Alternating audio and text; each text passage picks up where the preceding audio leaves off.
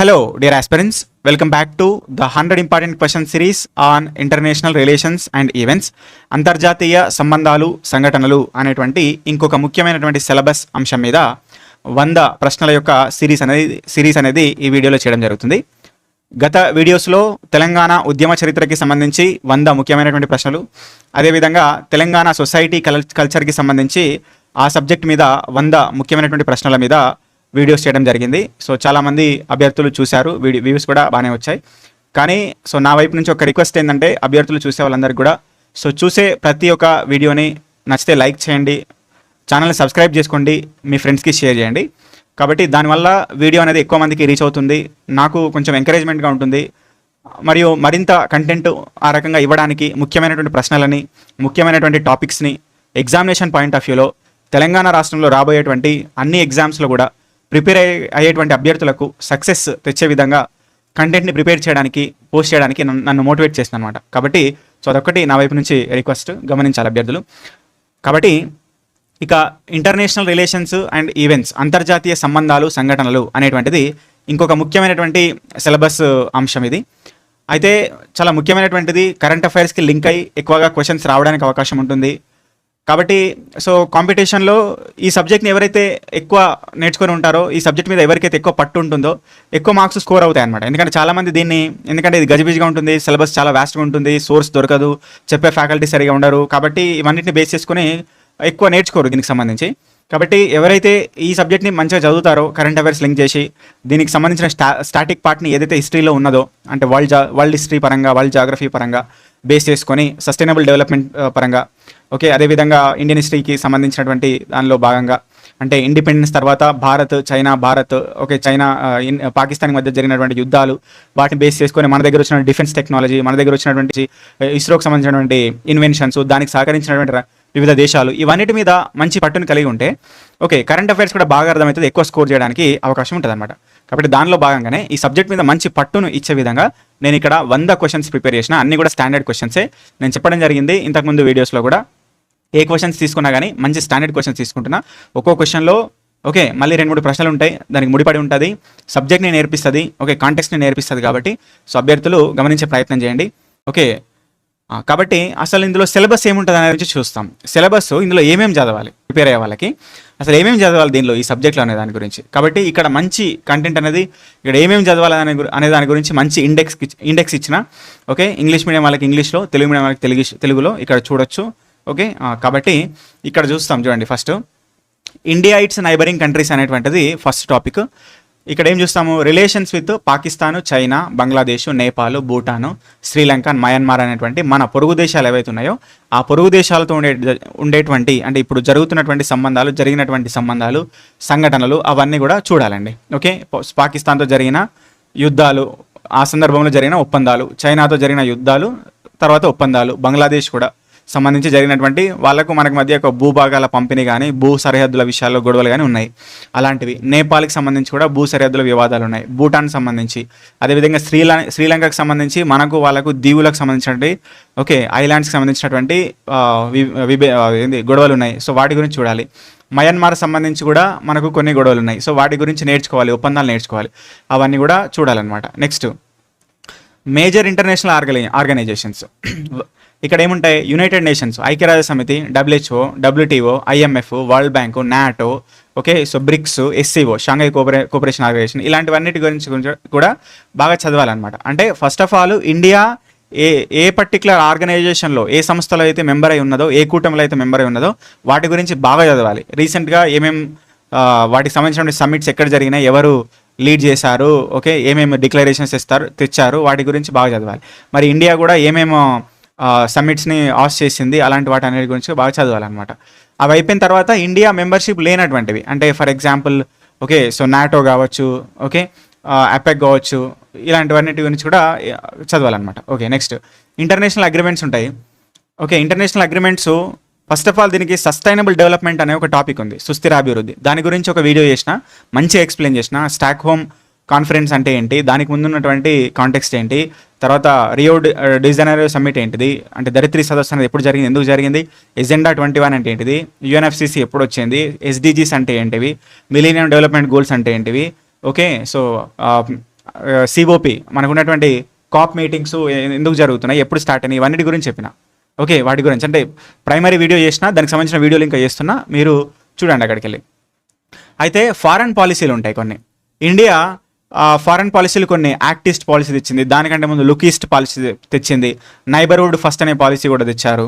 Okay, ఇవన్నిటి గురించి చదువుకోవాలన్నమాట. ఇంకా సిగ్నిఫికెంట్ ఇంటర్నేషనల్ ఈవెంట్స్ ఉంటాయి కొన్ని, వీటిలో ముఖ్యంగా యుద్ధాలు ఉంటాయి. ఓకే, ఇప్పుడు రష్యా ఉక్రెయిన్ యుద్ధం కావచ్చు. ఓకే, సో అంతకుముందు ఇజ్రాయెల్ గాజా యుద్ధాలు కావచ్చు. ఇప్పుడు జరుగుతున్నటువంటి మనకున్నటువంటి ఏదైతే హార్ముజ్ స్ట్రైట్కి సంబంధించినటువంటి వివాదము, అమెరికా ఇరాన్కి మధ్యలో ఉన్నటువంటి వివాదాలు ఏవైతే ఏదైతే యుద్ధం ఉందో వాటి గురించి బాగా చదవాలి. డిఫెన్స్ పరంగా కూడా ఇట్లా ఏ దేశాలు ఎట్లున్నాయో వాటి గురించి బాగా చదవాలన్నమాట. Countries in the news. Political and economic shifts పరంగా మనకు కంట్రీస్ ఎక్కువ గ్లోబల్ ఇంపాక్ట్ ఎట్లా చేస్తూ ఉన్నాయి. దీంట్లో మనకు సౌత్ ఈస్ట్ కంట్రీస్ ఏదైతే ఆగ్నేయాసియా దేశాలు ఏవైతే సింగపూర్, వియత్నాము, కాంబోడియా, సో వీటి గురించి బాగా, థాయిలాండ్, వీటి గురించి ఎక్కువ కరెంట్ అఫైర్స్లో ఉంటాయి, వాటి గురించి చదవాలన్నమాట. గ్లోబల్ ఎకానమీ గురించి చదవాలి, గ్లోబల్ ట్రేడ్ ట్రెండ్స్ కానీ, ఎకానమిక్ సమ్మిట్స్ కానీ, అంటే G20, G7, వాటి గురించి చదవాలన్నమాట. ఇన్ఫ్లేషన్ ఇంపాక్ట్స్ కూడా ఏ రకంగా ఉంటుంది అనే గురించి చూడాలన్నమాట. ఇక ఆ తర్వాత ముఖ్యమైనటువంటిది science and space cooperation. So వాటిలో collaborative space missions, international research and partnership సంబంధించినటువంటి ఏదైతే మనకి ఇస్రో ఏదైతే డిఫరెంట్ మిషన్స్ ఏదైతే ప్రాజెక్ట్స్ చేపడుతున్నదో వాటికి సంబంధించినటువంటి వేరే పొరుగు దేశాలు ఎట్లా మనకు సహాయం చేస్తూ ఉన్నాయి, ఏమేమి అంటే ఇతర దేశాలు, అంటే ఇప్పుడు మనకు నాసాకు సంబంధించినవి కానీ, అదేవిధంగా జపాన్ సంబంధించిన టెక్నాలజీస్ కానీ ఎట్లా వాడుతున్నాం, వాళ్ళతో ఎట్లా మన సహకారాన్ని పొందుతున్నాం, ఇవన్నీ కూడా చూడాలన్నమాట. సో అదేవిధంగా డిఫెన్స్ సంబంధించి కూడా మనకేంటి, డిఆర్డిఓకి సంబంధించి మనకు ఉన్నటువంటి రఫేల్ యుద్ధ విమానాలు కానీ, ఇతర టెక్నాలజీ బ్రహ్మోస్ కానీ, ఇలాంటి వాటికి సంబంధించినటువంటి అన్నిటి గురించి కూడా పొరుగు దేశాలతో మనం ఏ రకంగా ఇక్కడ మనము వాళ్ళతో మనం అనే దాని గురించి కూడా పూర్తిగా చదవాలన్నమాట. సో ఇది దీనికి సంబంధించినటువంటి సిలబస్ కంటెంట్. వీటి నుంచే కరెంట్ అఫైర్స్కి లింక్ అయ్యి రావడానికి అవకాశం ఉంటాయి. దీన్ని బాగా గుర్తుపెట్టుకోండి. కాబట్టి తెలుగులో కూడా చూడొచ్చు. తెలుగు మీడియం వాళ్ళు ఎస్పెషల్గా తెలుగులో కావాలని కోరుకుంటారు, కానీ చాలా సందర్భాల్లో చెప్పినా మీరు ప్యూర్ తెలుగులో నేర్చుకోకండి, ఇంగ్లీష్కి లింక్ చేయండి. ఇంగ్లీష్కి లింక్ చేస్తేనే మార్కులు వస్తాయి. ఎందుకంటే ఇంగ్లీష్ మీద పట్టు లేకపోతే తెలుగు మీడియం వాళ్ళకి నష్టపోయే అవకాశం ఉంటుంది. రీసెంట్గా జరిగినటువంటి గ్రూప్ 1 అనేటువంటిది ఒక ఎగ్జాంపుల్ అనమాట. Next, in international relation. First question చూడండి. In international relations the term global south generally refers to. అంతర్జాతీయ సంబంధాల్లో గ్లోబల్ సౌత్ అనేటువంటి పదం సాధారణంగా దేన్ని సూచిస్తుంది అని చెప్పేసి అడుగుతున్నారు. సో ఆప్షన్ చూస్తే developed countries in the southern hemisphere, దక్షిణార్ధగోళంలోని అభివృద్ధి చెందిన దేశాలు. నెక్స్ట్ ఆప్షన్ చూస్తే developing and less developed and under developed countries, అభివృద్ధి చెందుతున్న, తక్కువ అభివృద్ధి చెందిన దేశాలు అన్నారు. థర్డ్ ఆప్షన్ చూస్తే కంట్రీస్ అరౌండ్ అంటార్కిటికా చుట్టూ ఉన్నటువంటి దేశాలు.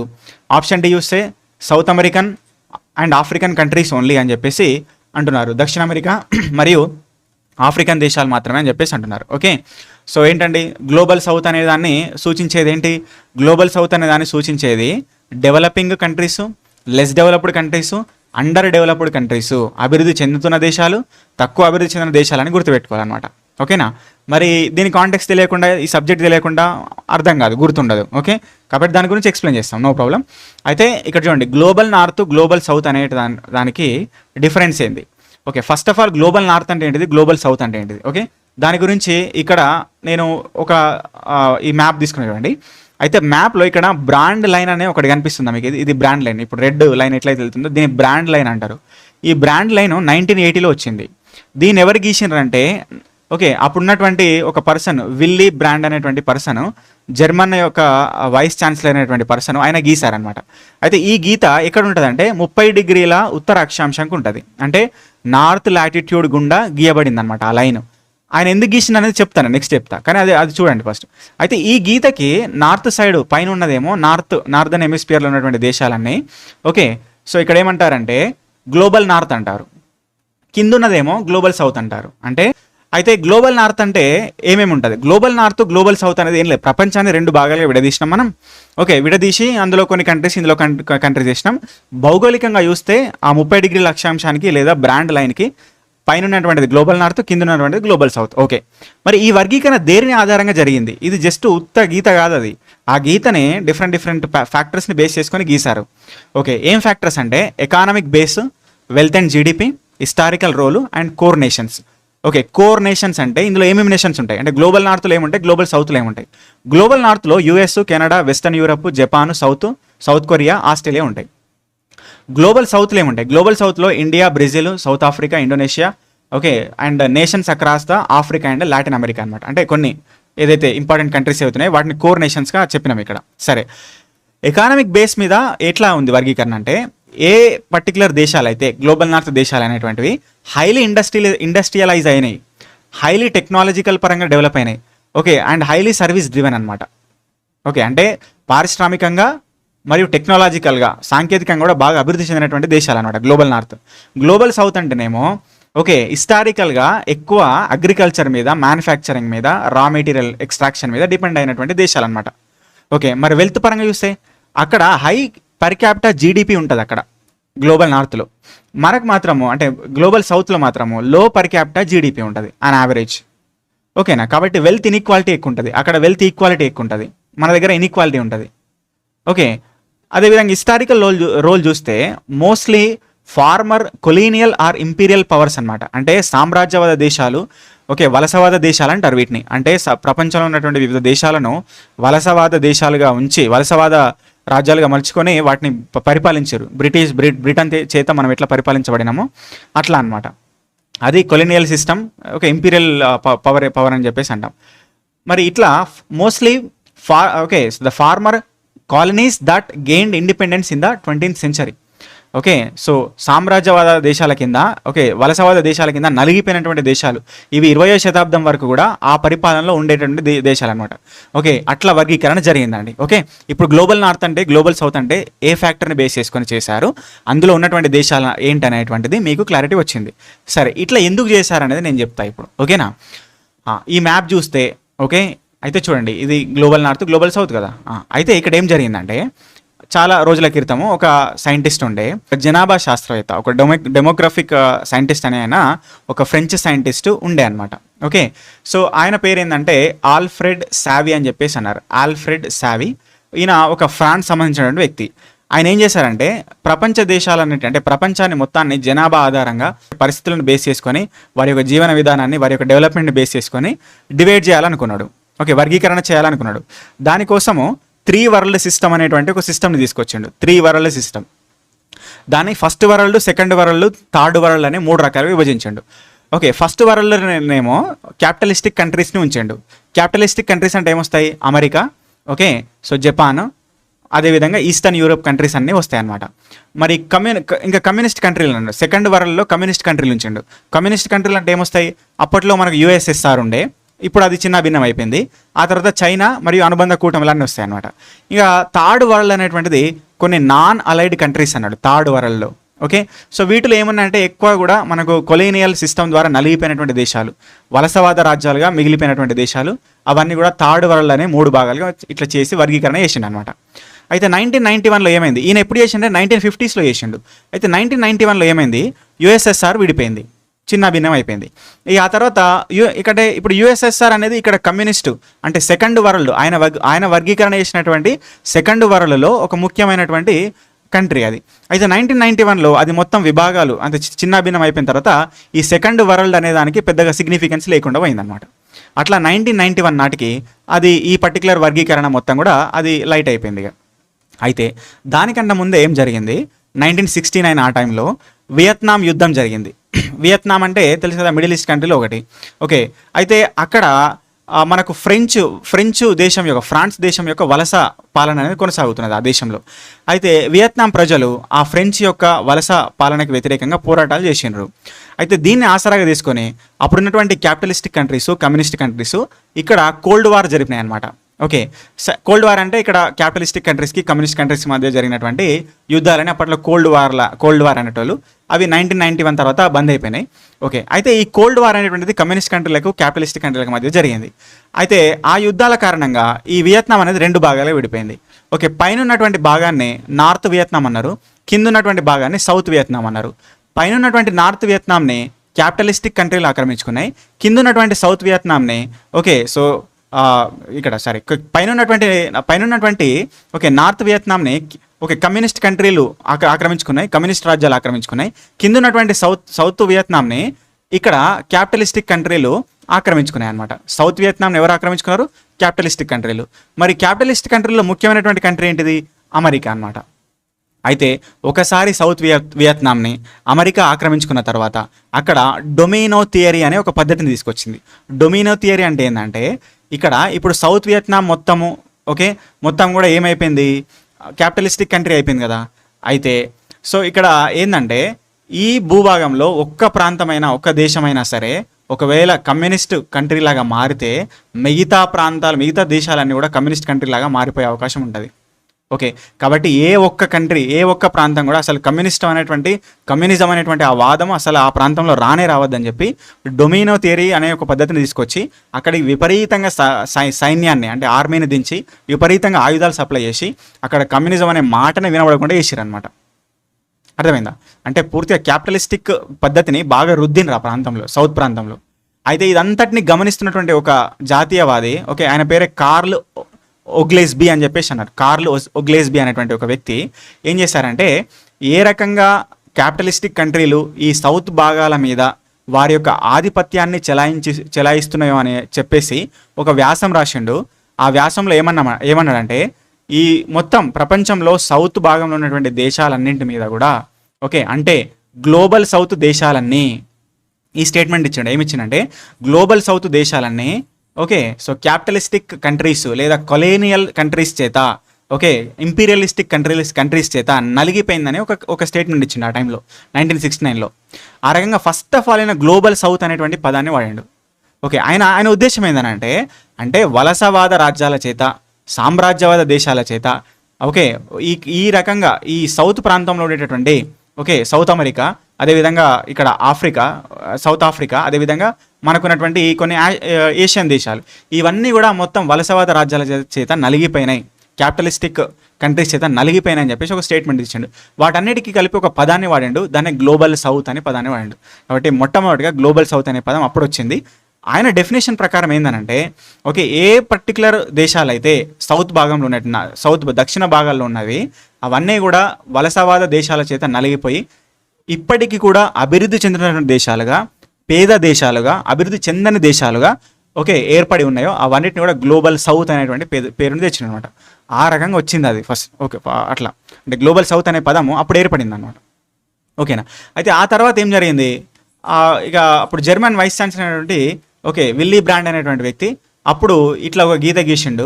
ఈ గీత గీసి 30 degrees ఉత్తరాక్షాంశము, పైన ఉన్నటువంటి అంతా నార్త్ అని, కింద ఉన్నటువంటి సౌత్ గ్లోబల్ అని 2 భాగాలు విడదీసి మనకి ఇచ్చినమాట.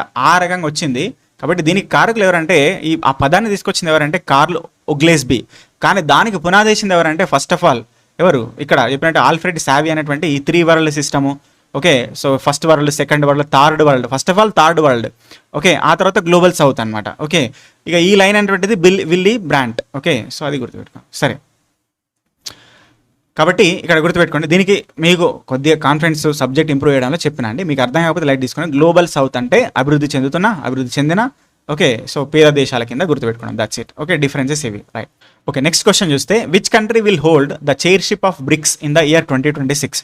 2026లో బ్రిక్స్ అధ్యక్ష పదవిని ఏ దేశం చేపట్టనుంది అని చెప్పేసి అన్నారు.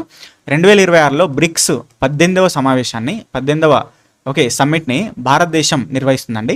అంటే 2026కి సంబంధించినటువంటి అధ్యక్షతను భారతదేశం ఆల్రెడీ జనవరి 1వ తేదీన స్వీకరించింది. దీనికి సంబంధించినటువంటి థీమ్ ఇతివృత్తాన్ని కూడా విడుదల చేసింది. ఈ సంవత్సరంలో బ్రిక్స్ సమావేశం ఇండియాలో జరగబోతుంది అనమాట. ఓకే, అయితే 2024లో ఓకే బ్రిక్స్ సమావేశం మనకు రష్యా నిర్వహించింది. ఓకే, అక్కడ కజాన్ డిక్లరేషన్ అనేది ఒకటి ఇచ్చారు. దాని ప్రకారం ఇంటిగ్రేషన్ ఆఫ్ న్యూ మెంబర్స్ జరిగింది. అదేవిధంగా కొన్ని పార్ట్నర్ కంట్రీస్ని ఏర్పాటు చేసుకున్నారనమాట. అదేవిధంగా 2025లో బ్రెజిల్లో జరిగింది, రియో డిజానైరోలో జరిగింది. అక్కడ ఒక డిక్లరేషన్ వచ్చింది. అదేంటంటే passing of the okay so first global framework declaration on climate finance మీద ఒక డిక్లరేషన్ వచ్చింది. దాన్నే రియో డిజానైరో డిక్లరేషన్ అన్నారు. 2026 ఇండియాలో జరగబోతుంది. ఇక్కడ okay so resilience and innovation and sustainability మీద ఫోకస్ చేస్తారు. కాబట్టి దానిలో భాగంగా reforming the global governance and expanding the digital public infrastructure and in the global south అని చెప్పేసి ఇది దాని యొక్క కీ హైలైట్ అనేది తీసుకున్నారనమాట. దాని గురించి తర్వాత చూస్తాం, జస్ట్ అట్లా చెప్పిన అంతే. Next the Artemis accord. The Artemis Accord, an international agreement for space exploration, were initiated by అంతరిక్ష పరిశోధనల కోసం ఉద్దేశించిన అంతర్జాతీయ ఒప్పందమైనటువంటి ఆర్టమిస్ అకార్డ్ అనేటువంటిది దాన్ని ఎవరు ప్రారంభించారని చెప్పేసి అన్నారండి. ఓకే, ఆర్టమిస్ అకార్డ్ అనేటువంటిది అంతరిక్ష పరిశోధనల కోసము జరిగినటువంటి వివిధ దేశాల మధ్య అంతర్జాతీయ ఒప్పందం, ఇంటర్నేషనల్ అగ్రిమెంట్ అనమాట. అంటే వివిధ దేశాలు, అంటే మన దేశానికి సంబంధించిన ఇస్రో కావచ్చు, ఓకే, సో ఇతర జపాన్ దేశానికి, చైనా దేశానికి సంబంధించిన వివిధ అంతరిక్ష ఓకే, సో ఇన్స్టిట్యూషన్స్ ఏవైతే ఉంటాయో వాటి మధ్య అంతర్జాతీయ ఒప్పందాలు జరిగి ఓకే పరస్పరం సహకారం చేసుకోవడం కోసం స్టార్ట్ చేసింది అనమాట. సో దీన్ని స్టార్ట్ చేసింది ఎవరంటే నాసా. ఓకే, సో గుర్తుపెట్టుకోవాలి, నాసా 2020లో స్టార్ట్ చేసింది ఇది. ఓకే, దానికి ఏంటంటే ఇక్కడ చంద్రుడు, అంగారకుడు, తోకచుక్కలు, గ్రహశకలాలు, okay, so for moon, Mars, comets and ఆస్ట్రాయిడ్స్కి సంబంధించినటువంటి శాంతియుత వినియోగం కోసం ప్రపంచ సహకారానికి ఇది ఉద్దేశించబడిందని గుర్తుపెట్టుకోవాలి. దీనిలో స్టార్ట్ చేసింది ఎవరంటే నాసా మరియు US department of state, US యొక్క విదేశాంగ శాఖ, అదేవిధంగా నాసా కలిసి స్టార్ట్ చేశారు. ఇందులో కొన్ని దేశాలకు అదేవిధంగా ప్రైవేటు సంస్థలకు కూడా భాగస్వామ్యం ఇచ్చారనమాట. ఓకేనా, right. Next, which city will host the 2028 summer Olympic games అన్నారు. 2028లో వేసవి ఒలింపిక్స్ క్రీడలను ఏ నగరం ఆతిథ్యం ఇవ్వనుందని చెప్పేసి అన్నారు. ఓకే, 2028లో ఓకే సమ్మర్ ఒలింపిక్స్కి లాస్ ఏంజల్స్ ఓకే ఆతిథ్యం ఇస్తుందండి. సో ఇక్కడ చూస్తే 2028లో సమ్మర్ ఒలింపిక్స్కి Los Angeles, okay, United States. 2030 వింటర్కి ఫ్రెంచ్ ఇవ్వబోతుంది, ఫ్రెంచ్ ఆల్ప్స్ అనే ప్లేస్లో జరుగుతుంది. ఓకే, ఇక్కడ ఫ్రాన్స్ అనమాట. 2032లో సమ్మర్ మళ్ళీ వచ్చేసి బ్రిస్బెయిన్, ఆస్ట్రేలియాలో జరుగుతుంది. 2034లో వింటర్ సాల్ట్ లేక్ సిటీలో జరుగుతుంది, యూఎస్లో జరుగుతుంది అనమాట. అయితే ఆల్రెడీ జరిగిపోయినవి జరుగుతున్నాయి చూడండి. 2026లో వింటర్ అనేటువంటిది మనకు ఓకే, సో ఇక్కడ ఇటలీలో జరుగుతుంది. ఇటలీకి సంబంధించి మిలాన్, కార్టినా అండ్ ఓకే ఆంపేజోలో జరుగుతుంది. 2024 సమ్మర్ అనేటువంటిది ప్యారిస్లో జరిగింది ఆల్రెడీ. 2022 వింటర్ అనేటిది బీజింగ్లో జరిగింది. 2020 సమ్మర్ వచ్చేసి టోక్యోలో జరిగింది అనమాట already. Next, what is the total number of the members states in the United nation general assembly? ఐక్యరాజ్య సమితి యొక్క సాధారణ సభలో మొత్తం సభ్య దేశాల సంఖ్య ఎంత అన్నారు. Okay, important famous question. 193 దేశాలు ఐక్యరాజ్య సమితి యొక్క జనరల్ అసెంబ్లీలో ఉండడం జరిగింది. ఓకే, కాబట్టి ఇక్కడ చూస్తే మనం జనరల్ అసెంబ్లీని మనం వరల్డ్స్ పార్లమెంట్ అని చెప్పేసి అంటాము.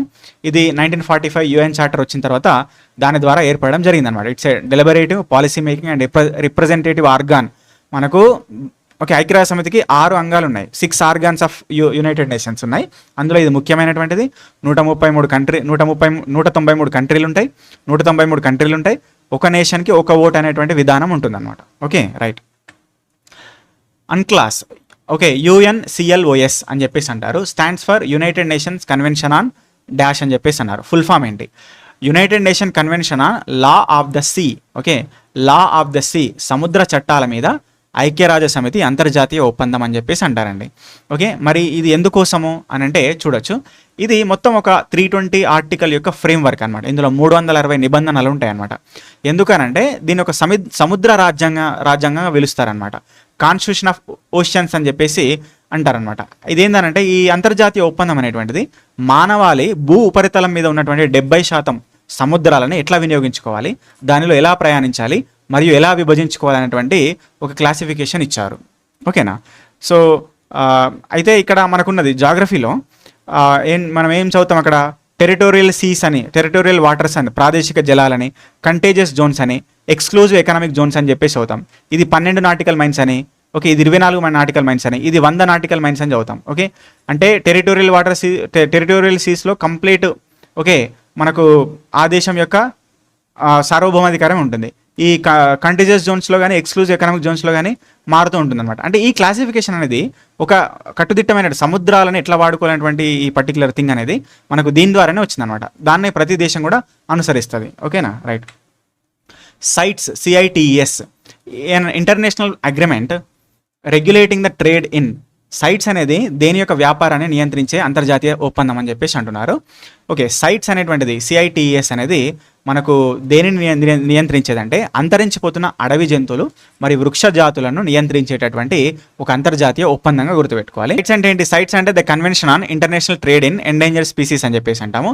ఇది ఎందుకంటే గ్లోబల్ సేఫ్టీ ఫర్ బయోడైవర్సిటీ, అంటే మనకున్నటువంటి యానిమల్స్ కానీ అదేవిధంగా ఏవైతే వృక్షాలు అంతరించిపోయే స్థితిలో ఉన్నాయో వాటన్నిటిని కూడా కాపాడుతుంది అనమాట. ఓకే, సో దాదాపు 40,000 జాతులని, వృక్ష మరియు జంతు జాతులను వీళ్ళు కాపాడుతున్నారు. అయితే వీళ్ళు సైట్స్కి సంబంధించి మూడు అపెండిక్స్లని వాళ్ళ దగ్గర ఉంటాయి అనమాట. అపెండిక్స్ 1లో హైయెస్ట్ ప్రొటెక్షన్లో ఉండేటువంటి జంతువులని, వృక్షాలని ఉంచుతారు. రెగ్యులేటెడ్ ట్రేడ్లో ఉన్నటువంటి వాటిలో 2లో ఉంచుతారు. డొమెస్టిక్ అసిస్టెన్స్ అవసరమైన వాటికి మనకు 3లో ఉంచుతారు అనమాట. అట్లా వర్గీకరణ చేసి మనకు ప్రొటెక్షన్ చేస్తున్నారు. Basel convention related to the control of. Basel convention దేనికి సంబంధించింది అంటున్నారు. బాసెల్ కన్వెన్షన్ అనేది ప్రమాదకరమైనటువంటి వ్యర్థాల నివారణ కోసము, సరిహద్దు రవాణా కోసము, ప్రమాదకర వ్యర్థాల సరిహద్దు రవాణా, transboundary movements of the hazardous wastages అని చెప్పేసి అంటామండి. బాసెల్ కన్వెన్షన్ అనేది ప్రమాదకర వ్యర్థాల యొక్క రవాణాని నియంత్రించడం కోసము రావడం జరిగింది. అయితే ఎప్పుడంటే మార్చ్ 22, 1989లో వచ్చింది ఇది. ఓకే, సో ఇది ఏ పర్టికులర్ ఆర్గనైజేషన్లో వచ్చిందంటే, దానిలో భాగంగా వచ్చిందంటే UNUP, యునైటెడ్ నేషన్స్ ఎన్వైర్న్మెంట్ ప్రోగ్రాంలో దాని యొక్క గైడెన్స్తో రావడం అనేవి జరిగిందనమాట. ఓకే, సో అది గుర్తుపెట్టుకోవాలి. నెక్స్ట్ మినిమేటా కన్వెన్షన్ అనేటువంటిది. Minamata convention the global treaty to protect the human health and environment from అని చెప్పేసి అన్నారు. మినిమేటా కన్వెన్షన్ అనేది దేని నుంచి మానవ ఆరోగ్యాన్ని, పర్యావరణాన్ని రక్షించడానికి ఉద్దేశించిందని చెప్పేసి ఓకే, దేనికోసం ప్రపంచ ఒప్పందం అని చెప్పేసి అడుగుతున్నారు. ఓకే, ఆన్సర్ వచ్చేసి పాదరసం. మనకు మినిమేటా అనేటువంటి ఒక డిసీజ్ గురించి మనం బయాలజీలో చదువుతాం. ఓకే, సో జనరల్ సైన్స్లో మినిమేటా అనేటువంటిది పాదరసం వల్ల వచ్చినటువంటి ఒక వ్యాధి. ఓకే, ఏదైతే జపాన్లో కొంతమంది వ్యక్తులు ఈ మినిమేటా వ్యాధితోని మరణించడం వల్ల ఈ మినిమేటా అనేటువంటి వ్యాధి ఫేమస్ అయింది. దాని ద్వారా ఈ కన్వెన్షన్ వచ్చింది. ఏదైతే పరిశ్రమల నుంచి వచ్చినటువంటి వ్యర్థాల్లో పాదరసం ఉండడము, అది వాటర్లో కలిసిపోవడం, ఆ వాటర్ని జనాలు తాగడం, దాని ద్వారా ఈ వ్యాధి రావడం అనేటువంటిది జపాన్లో జరిగింది. ఓకే, సో దాని ఆధారంగానే మినిమేటా కన్వెన్షన్ కూడా మినిమేటా అనేటువంటి ప్లేస్లోనే ఈ కన్వెన్షన్ జరిగిందనమాట. మినిమేటా అనేది ఒక ప్రాంతం జపాన్లో. ఓకే, సో ఈ వ్యాధి దేని ద్వారా వస్తుందంటే పాదరసం ద్వారా వస్తుంది. దానికోసం ఈ ఒప్పందం అనేది చేయబడింది, దాని యొక్క రక్షణ కోసం, దాని యొక్క నియంత్రణ కోసం అనమాట. Okay, right. సో అక్టోబర్ 10, 2013 మీద ఆ రోజున జరిగింది, గుర్తుపెట్టుకోవాలి. ఓకే, కుమామోటో అని చెప్పేసి జపాన్లో జరగడం జరిగిందనమాట. Okay, right. In which year was the Paris agreement on climate change adapted. వాతావరణ మార్పులపై ప్యారిస్ ఒప్పందాన్ని ఏ సంవత్సరంలో ఆమోదించారు అని చెప్పేసి అడుగుతున్నారు. ఆన్సర్ వచ్చేసి 2015. మరి ప్యారిస్ అగ్రిమెంట్ ఎందుకు జరిగిందంటే గ్రీన్ హౌస్ గ్యాసెస్ యొక్క నియంత్రణ కోసము. ఓకే, గ్రీన్ హౌస్ గ్యాసెస్ని నియంత్రణ చేసి వేడిని, ఓకే, గ్లోబల్ వార్మింగ్ ఏదైతే ఉందో, ఓకే, సో దాన్ని నియంత్రించడం కోసము జరిగినటువంటి దానిలో గుర్తుపెట్టుకోవాలన్నమాట. Okay, next Paris agreement most significant and international climate treaty in the human history. December 12, 2015లో జరిగింది, ఫ్రాన్స్లో జరిగింది, ప్యారిస్లో జరిగింది, గుర్తుపెట్టుకోవాలి. గ్రీన్ హౌస్ గ్యాసెస్ ఎమిషన్స్ని కంట్రోల్ చేయడం కోసం. అయితే దీనికి సంబంధించిన కాంటెక్స్ట్ కాప్ మీటింగ్స్లో భాగంగా, కాప్ సమిట్స్లో భాగంగా జరిగింది ఇది. దీనికి సంబంధించిన కాంటెక్స్ట్ అంతా నేను అక్కడ సస్టైనబుల్ డెవలప్మెంట్లో చెప్పిన.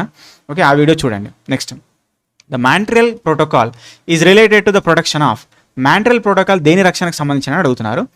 మాంట్రియల్ ప్రోటోకాల్ అనేది ఓజోన్ పొర సంరక్షణ కోసం చేయబడినటువంటి ఒక ప్రోటోకాల్ అండి. సో ఎప్పుడు జరిగిందంటే ఇది 1987లో సెప్టెంబర్ 16వ తేదీన జరిగింది. అందుకని సెప్టెంబర్ 16ని మనం ఏమంటాం, ఇంటర్నేషనల్ ఓజోన్ డే అని చెప్పేసి అంటాం. ఓకే, సో మాంట్రియల్ కెనడాలో జరగడం అనేటువంటి జరిగిందనమాట. అయితే ఒక ఎమర్జెన్సీ కాన్ఫరెన్స్ ప్రోటోకాల్గా దీన్ని తీసుకురావడం జరిగింది. ఎందుకంటే 1987 ఆ టైంలో వీళ్ళేంటంటే మనకు ఉన్నటువంటి ఈ క్లోరోఫ్లోరో కార్బన్స్ అనేటువంటివి, హాలన్స్ అనేటువంటివి ఏవైతే ఈ ఓజోన్ పొరను దెబ్బతీయడం, దాని ద్వారా ఏ రకంగా మనం సూర్యుడి నుంచి వచ్చేటువంటి కిరణాల ద్వారా మనము వ్యాధులకు గురవుతాం, క్యాన్సర్ సంబంధించిన రోగాలు ఎట్లా వస్తాయి, అదేవిధంగా ఓజోన్ పొర ఎట్లా మనల్ని రక్షిస్తూ ఉంది, దాన్ని ఎట్లా మనం ఖరాబ్ చేసుకుంటాం అనే దాని మీద ఎమర్జెన్సీ కాన్ఫరెన్స్ అనేది దీని మీద క్రియేట్ చేసి ఈ ప్రోటోకాల్ని తేవడం అనేటువంటి జరిగిందనమాట. కాబట్టి గుర్తుపెట్టుకోవాలి. Kyoto protocol is primarily associated with. Kyoto protocol దేనికి సంబంధించి అని చెప్పేసి అన్నారు. క్యోటో ప్రోటోకాల్ కూడా గ్రీన్ హౌస్ వాయు ఉద్గారాలు, గ్రీన్ హౌస్ గ్యాసెస్ ఎమిషన్స్కి సంబంధించిందే. అంటే ఆడున్నటువంటి ప్యారిస్ ఏదైతే ఉందో సమ్మిట్, ఆ ప్యారిస్ అగ్రిమెంటు అదేవిధంగా మనకున్నటువంటి క్యోటో ప్రోటోకాల్, ఈ రెండు కూడా గ్రీన్ హౌస్ గ్యాసెస్ సంబంధించిందే. ప్యారిస్ అగ్రిమెంట్ అనేది 2015లో వచ్చింది. క్యోటో ప్రోటోకాల్ అనేది ఓకే, సో చాలా రోజుల క్రితం ముందే వచ్చింది అది. ఓకే, అయితే ఆ క్యోటో ప్రోటోకాల్ అనేది ప్రజెంట్ యాక్టివ్గా లేదు, అది ఎండ్ అయిపోయింది. ప్యారిస్ అగ్రిమెంట్ మాత్రం ఇప్పుడు కొనసాగుతుంది. అయితే ఇది కొన్ని సెలెక్టెడ్ మెంబర్ కంట్రీస్కి మాత్రమే, అంటే అభివృద్ధి చెందుతున్న దేశాలకు మాత్రమే క్యోటో ప్రోటోకాల్ అనేది ఇవ్వడం జరిగింది. కానీ ప్యారిస్ అగ్రిమెంట్ అనేది సో దాదాపు ప్రపంచంలో ఉన్నటువంటి ఆల్మోస్ట్ యుఎన్ కంట్రీస్ ఏవైతున్నాయో అన్నిటికి కూడా ఇవ్వడం జరిగింది. అయితే ఇది voluntary based okay, so agreement అనమాట. ప్యారిస్ అగ్రిమెంట్ అనేది వాలంటరీ బేస్డ్, అంటే స్వచ్ఛందంగా ఇచ్చింది అంతే, కానీ దానికి రిస్ట్రిక్షన్ అనేటువంటిది ఏం లేదు.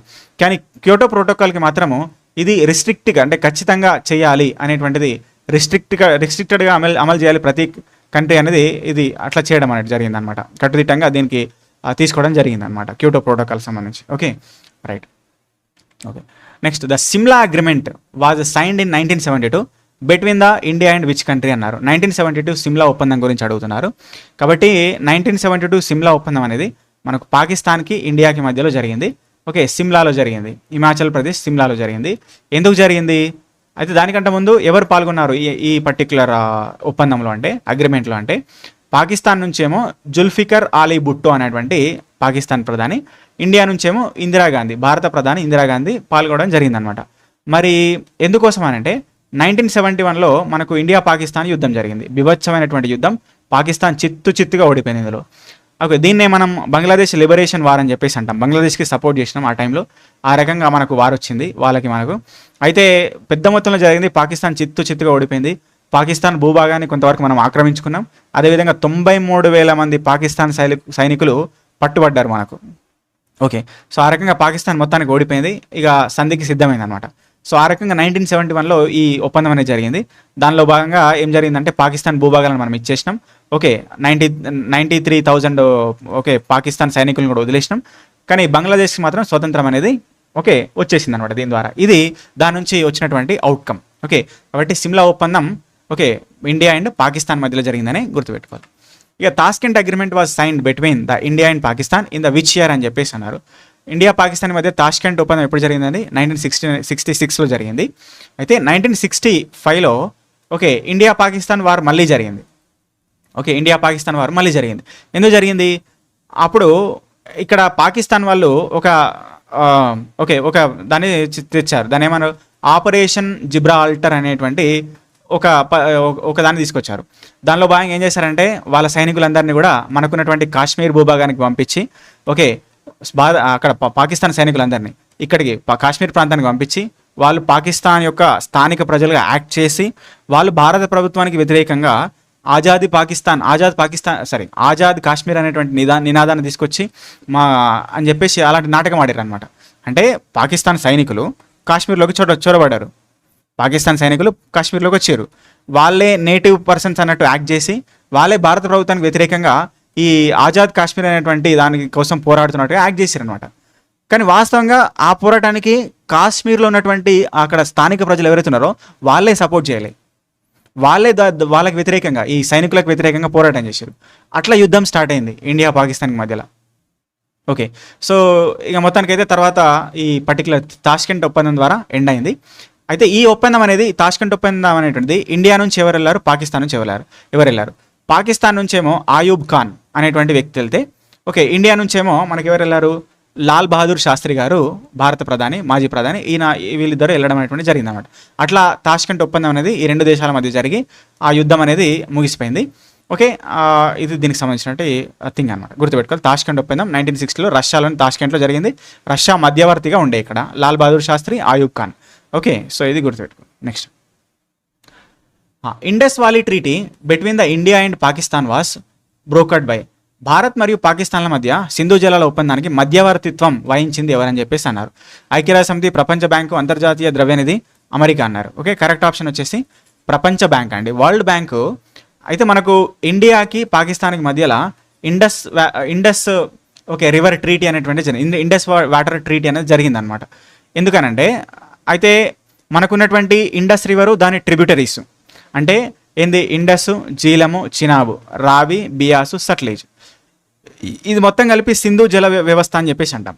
అయితే ఈ నది మొత్తము ఇండియాలో ప్రవహిస్తుంది, ఆ తర్వాత పాకిస్తాన్లో కూడా ప్రవహిస్తుంది. అయితే భారతదేశాన్ని పాకిస్తాన్ని విడదీసినప్పుడు ఈ సింధు జలాల ఆ బార్డర్ అనేది అంటే మనకు ఇక్కడ కరెక్ట్ మిడిల్కి డివైడ్ చేసింది అనమాట సింధు రివర్ని. ఓకే, సగంకి డివైడ్ చేసింది ఆ లైన్. అంటే సగం పాకిస్తాన్లో, సగం ఇండియాలో ఉన్నది. ఓకే, అయితే మన ఇండియాలో ఉన్నటువంటి సింధు జలాల మీద ఎక్కువ బ్యారేజ్లు, డ్యామ్లు కట్టుకున్నాం మనం పంజాబ్లో, ఆ ప్రాంతంలో. అయితే మనము నీళ్ళు వదులుతూనే పాకిస్తాన్కి నీళ్ళు వెళ్తాయి. ఓకే, సో లేకపోతే వెళ్ళాయి. అయితే 58 ఆ టైంలో ఏం జరిగిందంటే మనకు కొన్ని టెక్నికల్ ఇష్యూస్ వచ్చి మనం వాటర్ వదలలేదు అప్పుడు. అంటే మన డ్యామ్ల దగ్గర వాటర్ వదలలేదు, అందుకని పాకిస్తాన్కి వాటర్ వెళ్ళలేదు. పాకిస్తాన్ వాళ్ళు భయపడ్డారు, ఇదేంది వీడు వాటర్ వదులుతలేడు, ఓకే మనం ఏం చేద్దాం అనుకుంటానని భయపడి ఇట్లయితే కష్టం, రానున్న టైంలో మాకు యుద్ధాలు జరుగుతాయి, మంచి మాటలు ఉండకపోవచ్చు, మరి అక్కడ వాటర్ వదలకపోతే మా పరిస్థితి ఏంది, మేము ఎడారిగా మారిపోతామని చెప్పేసి భయం అయ్యి ఈ పర్టికులర్ ఒప్పందానికి దారి తీసుకున్నారనమాట. ఓకే, అందులో ప్రపంచ బ్యాంకు సహకారం తీసుకొని అట్లా ఈ సింధు జలాల యొక్క విభజన అనేటువంటి జరిగింది. దానిలో భాగంగా ఏం చేశారంటే ఇక్కడ ఉన్నటువంటి పైన ఉన్నటువంటి 3 ఇండస్, జీలం, చినాబ్, సింధు, జీలం, చినాబ్ అనేటువంటి పాకిస్తాన్కి పోతే మనకేమో రావి, బియాస్, సట్లేజ్ 3 వచ్చినాయి. రావి, బియాస్, సట్లేజ్ మనకు, ఇండస్, జీలం, చినాబ్ అనేటువంటి వాళ్ళకనమాట. ఓకే, సో అట్లా జరిగినటువంటి ఇది గుర్తుపెట్టుకోవాలి. ఇది ఇండస్ వాటర్ ట్రీటీ అని చెప్పేసి అంటాం, వరల్డ్ బ్యాంక్ మధ్యలో ఉండే. Right. The neighbourhood first policy is a core component of the foreign policy of which country? Neighbourhood first అనేటువంటి విధానం ఏ విదేశాంగ విధానంలో ప్రధాన భాగం అని చెప్పేసి అన్నారు. ఓకే, ఆన్సర్ వచ్చేసి ఇండియా అండి. సో ఈ నైబర్హుడ్ ఫస్ట్ అనేటువంటి విధానాన్ని తీసుకొచ్చింది నరేంద్ర మోదీ గారి. ఇక్కడ పొరుగు దేశాలతో మంచి సంబంధాలు మెయింటైన్ చేయాలి అంతర్జాతీయంగా. ఓకే, సో వాళ్ళతోనే మంచి అంటే రోడ్లు నిర్మించుకోవాలి, సముద్ర జలాలను మంచిగా పంచుకోవాలి, ఇలాంటి గొడవలు ఉండద్దని చెప్పేసి అందరితో కలిసికట్టుగా ఉండాలని ఈ నైబర్హుడ్ ఫస్ట్ అనేటువంటి ఒక విధానాన్ని తీసుకురావడం జరిగింది. Okay, next, in which year the India launch it's act east policy? Act east పాలసీని ఇండియా ఎప్పుడు తీసుకొచ్చిందని అడుగుతున్నారు. Okay, so act east policy అనేది ఇండియా 2015లో తీసుకొని వచ్చింది. అయితే దీనికంటే ముందు లుక్ ఈస్ట్ పాలసీ దీన్ని తీసుకొచ్చిందేమో పివి నరసింహారావు గారు, భారత ప్రధాని, మాజీ ప్రధాని. ఓకే, పివి నరసింహారావు గారు. మరి ఇక్కడ యాక్ట్ ఈస్ట్, లుక్ ఈస్ట్ పాలసీలు ఏవైతే వీళ్ళు తీసుకొచ్చారో వాళ్ళ యొక్క ఉద్దేశం ఏంటంటే మనకున్నటువంటి ఆగ్నేయాసియా దేశాలు, సౌత్ ఈస్ట్ కంట్రీస్ ఏవైతే ఉన్నాయో వాటిలో ఏముంటాయి, Singapore, Malaysia, Thailand, Cambodia, Vietnam, okay, so Laos, ఇవన్నీ ఉంటాయి అనమాట. వాటితోనే మంచి సంబంధాలు మెయింటైన్ చేయాలి, ఎందుకంటే ఎకానమిక్గా వాళ్ళు మంచిగా డెవలప్ అయి ఉన్నారు. ఓకే, అన్ని రకాలుగా వారితో సహకారం మంచిగా ఉండాలని చెప్పేసి యాక్ట్ ఈస్ట్ పాలసీని తీసుకురావడం జరిగిందనమాట. Okay, next, global peace. అయితే ఇక్కడ నుంచి కొన్ని ఇండెక్స్లు ఉంటాయి. ఓకే, ఏ సంస్థ రిలీజ్ చేసిందని అడుగుతారు. Global peace index is produced by, ప్రపంచ శాంతి సూచి అనేది మనకు ఉంటుంది, ప్రతి సంవత్సరం వస్తుంది. ఓకే, అయితే నెక్స్ట్ ఒక వీడియో చేస్తున్నా, అన్ని సూచీలను 154 సూచీలను అన్నిటిని కలిపి 34 సూచీలను అన్నిటిని కూడా ఒక వీడియోలో ఎక్స్ప్లెయిన్ చేస్తా. 2025కు వాటి యొక్క ర్యాంకింగ్ ఏంది, 2026కు వాటి యొక్క ర్యాంకింగ్ ఏంది, వాటిని ఎవరు విడుదల చేస్తారనేటువంటి టోటల్ సమాచారం ఇస్తా ఒకటేసారి. ఓకే, కాబట్టి చూడొచ్చు. కాబట్టి ఇక్కడ చూస్తే ప్రపంచ శాంతి సూచి గ్లోబల్ పీస్ ఇండెక్స్ని ఎవరు రిలీజ్ చేస్తారండి? ఓకే, సో గ్లోబల్ పీస్ ఇండెక్స్ని institute for economics and peace అనేటువంటిది, okay, institute for economics and peace అనేటువంటి ఆ సంస్థ విడుదల చేయడం జరుగుతుంది అనమాట. Next, which organisation discontinued the publication of the ease of doing business report? Ease of doing business నివేదికను, ఆ ప్రచురణను నిలిపివేసినటువంటి సంస్థ ఏదని అడుగుతున్నారు. ఓకే, ఈజ్ ఆఫ్ డూయింగ్ని ఎవరిచ్చేవాళ్ళు మనకు? యాక్చువల్గా ప్రపంచ బ్యాంక్ ఇస్తుండే.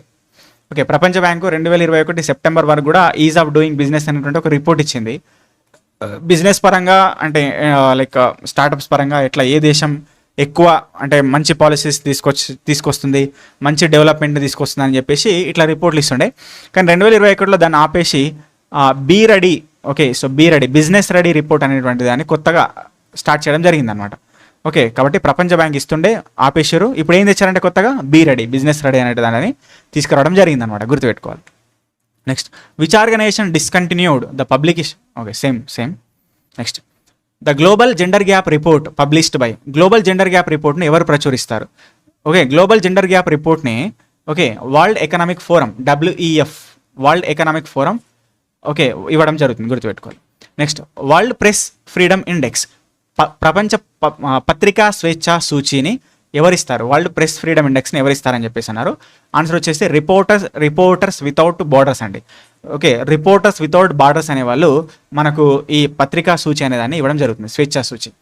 ద గ్లోబల్ ఇన్నోవేషన్ ఇండెక్స్ని ఎవరిస్తారు? గ్లోబల్ ఇన్నోవేషన్ ఇండెక్స్ని ఎవరిస్తారండి? ఓకే, సో ప్రపంచ మేధో సంపత్తి సంస్థ, వరల్డ్ ఇంటలెక్చువల్ ప్రాపర్టీ ఆర్గనైజేషన్ వాళ్ళు ఈ పర్టికులర్ రిపోర్ట్ని ఇవ్వడం జరుగుతుంది అనమాట. ఓకే, అయితే 2025లో 26లో వాటి ర్యాంకింగ్స్ ఎట్లున్నాయో చెప్తా, నెక్స్ట్ వీడియోలో చూద్దాం అవన్నీ కూడా. అదేవిధంగా మానవాభివృద్ధి సూచిక HDI, హ్యూమన్ డెవలప్మెంట్ ఇండెక్స్ని ఎవరిస్తారు? UNDP ఇస్తుంది. Okay, United Nations Development Programme ఇవ్వడం జరుగుతుంది అనమాట. UNDP HDIని ఇస్తుంది. ఓకే, నెక్స్ట్ వరల్డ్ హ్యాపీనెస్ రిపోర్ట్ని ఎవరిస్తారు? ప్రపంచ సంతోష సూచిని ఎవరిస్తారండి? ప్రపంచ సంతోష సూచిని UN sustainable development solutions network okay ఇవ్వడం జరుగుతుంది. UN sustainable development solutions network world happiness రిపోర్ట్ని ఇవ్వడం జరుగుతుంది, గుర్తుపెట్టుకోవాలి. నెక్స్ట్ ఇక కొన్ని యుద్ధ విన్యాసాలు ఉంటాయి, ఇక్కడికి వెళ్ళి ఎక్సర్సైజెస్, బయోలాటరల్ ఎక్సర్సైజెస్ అంటాము. అవి మన ఇండియాకి, పొరుగు దేశాలకి, వేరే వేరే దేశాలకి, పొరుగు దేశాలు లేదా వేరే వేరే సౌత్ ఈస్ట్ కంట్రీస్ కానీ, అమెరికా కానీ, రష్యా కానీ వాటితో జరుగుతుంటాయి కంటిన్యూస్గా.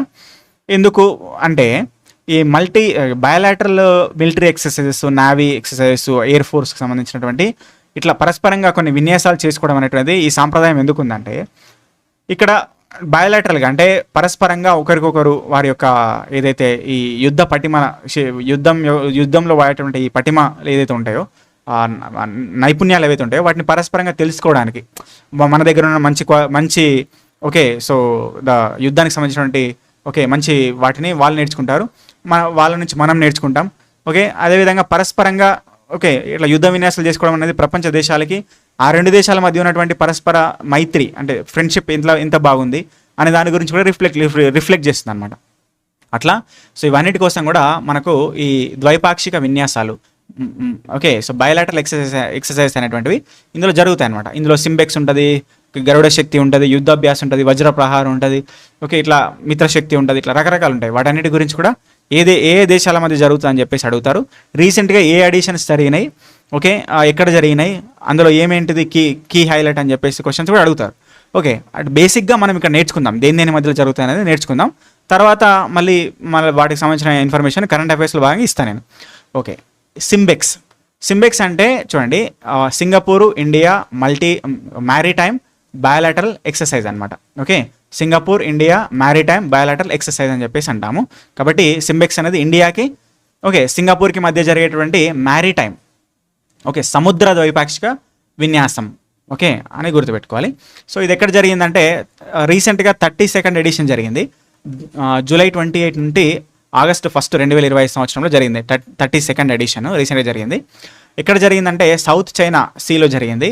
అది ఏదైతే చైనాకి దగ్గర ఉందో ఏదైతే సింగపూర్కి దగ్గర ఉన్నటువంటి ప్రాంతంలో జరిగింది అనమాట. ఓకే, అయితే దేని మధ్యలో జరుగుతుంది? మనకున్నటువంటి ఇండియన్ నేవీ మధ్యలో జరుగుతుంది.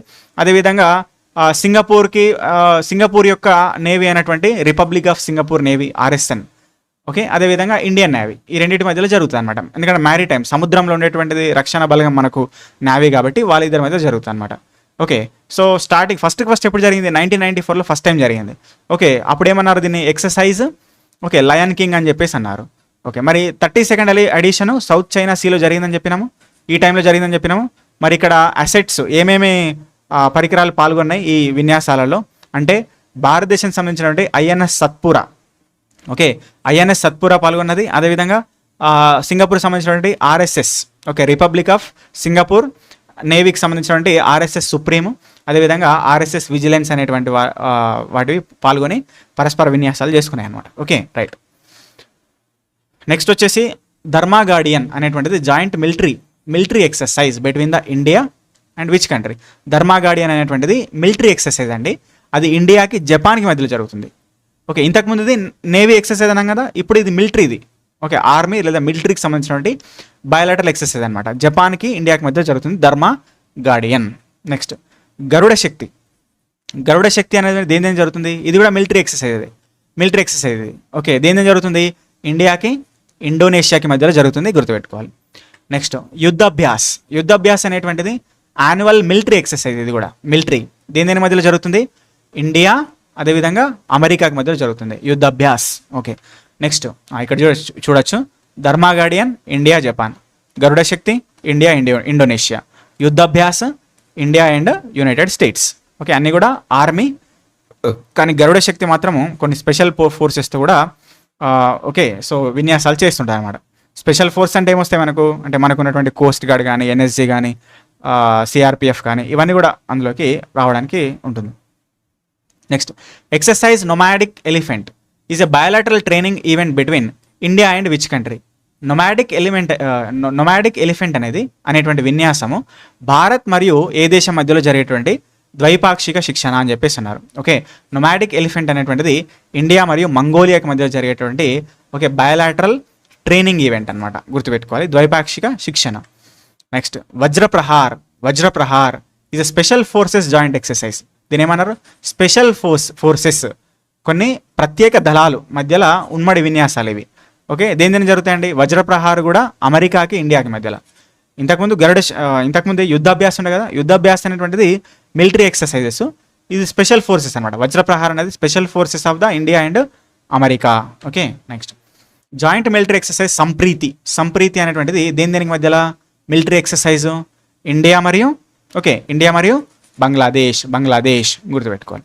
నెక్స్ట్, సూర్యకిరణ్. ఓకే, సూర్యకిరణ్ దేనికండి? సూర్యకిరణ్ అనేది ఇండియా మరియు మయన్మార్ గుర్తుపెట్టుకోవాలి.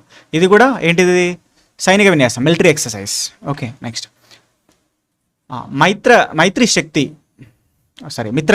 Mitra Shakti is a joint military exercise between Mitra Shakti అనేటువంటిది ఏంటండి?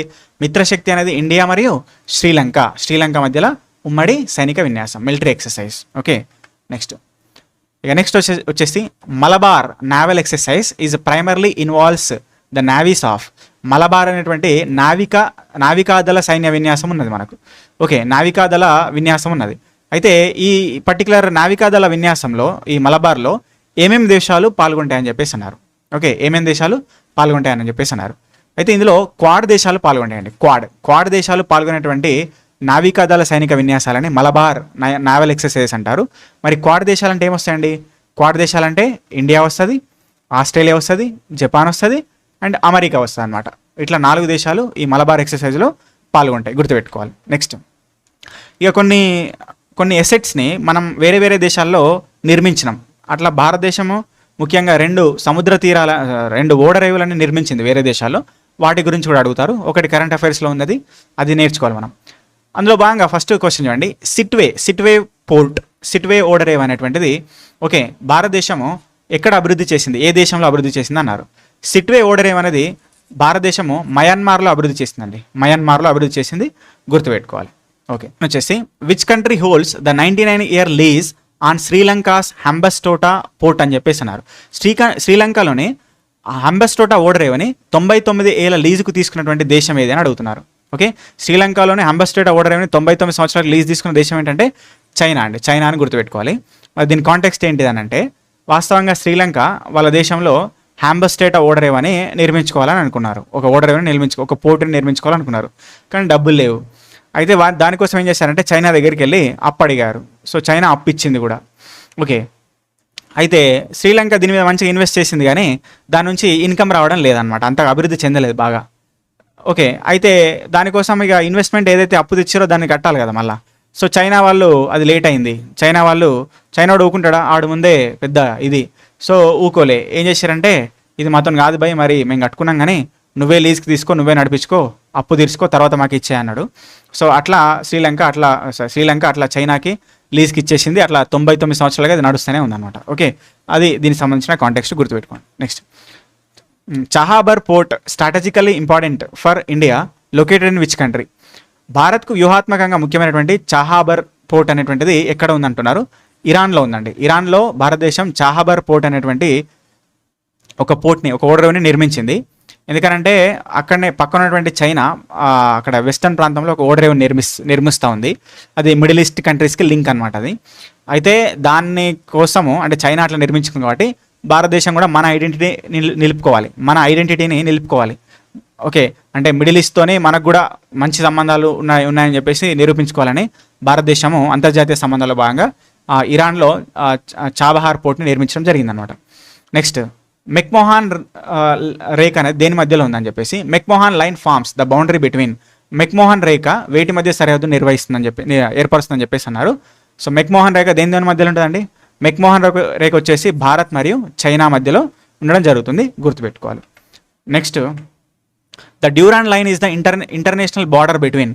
డ్యూరాండ్ రేఖ ఏ రెండు దేశాల మధ్య అంతర్జాతీయ సరిహద్దు అని అంటున్నారు. డ్యూరాండ్ రేఖ ఏ రెండు దేశాల మధ్య అంతర్జాతీయ సరిహద్దు అని చెప్పేసి అన్నారు. ఓకే, మనకు తెలిసి మీరు జాగ్రఫీలో మనం చదివితే గిట్లా మనం ఏం చదువుతాం, ఇండియాకి ఆఫ్ఘనిస్తాన్కి మధ్యలో ఉన్నటువంటి ఇంటర్నేషనల్ బార్డర్ని డ్యూరాండ్ లైన్ అని చెప్పేసి అంటారు. మరి ఇక్కడ ఆప్షన్ చూడండి, భారత్ చైనా, ఆఫ్ఘనిస్తాన్ పాకిస్తాన్, భారత్ పాకిస్తాన్, భారత్ మరియు మయన్మార్ అని చెప్పేసి అన్నారు. మరి ఏంటి ఆప్షన్ లేదు కదా.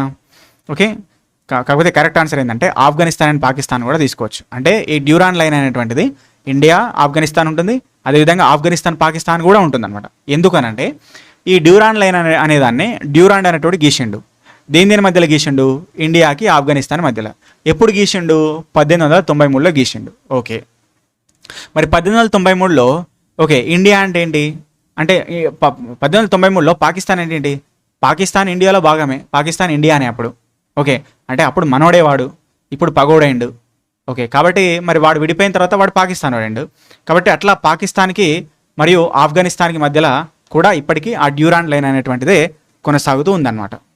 నెక్స్ట్ క్వశ్చన్ చూడండి, India shares it's longest international land border with which country అన్నారు. భారతదేశం తన అత్యంత పొడవైనటువంటి అంతర్జాతీయ భూ సరిహద్దును ఏ దేశంతో పంచుకుంటుందని చెప్పేసి అడుగుతున్నారు అనమాట. కాబట్టి అత్యంత పొడవైనటువంటి అంతర్జాతీయ భూ సరిహద్దు ఓకే, అయితే దీని ఆన్సర్ ఏంటండి, చైనా, పాకిస్తాన్, నేపాల్, బంగ్లాదేశ్. ఓకే, బంగ్లాదేశ్ అనేది ఆన్సరు.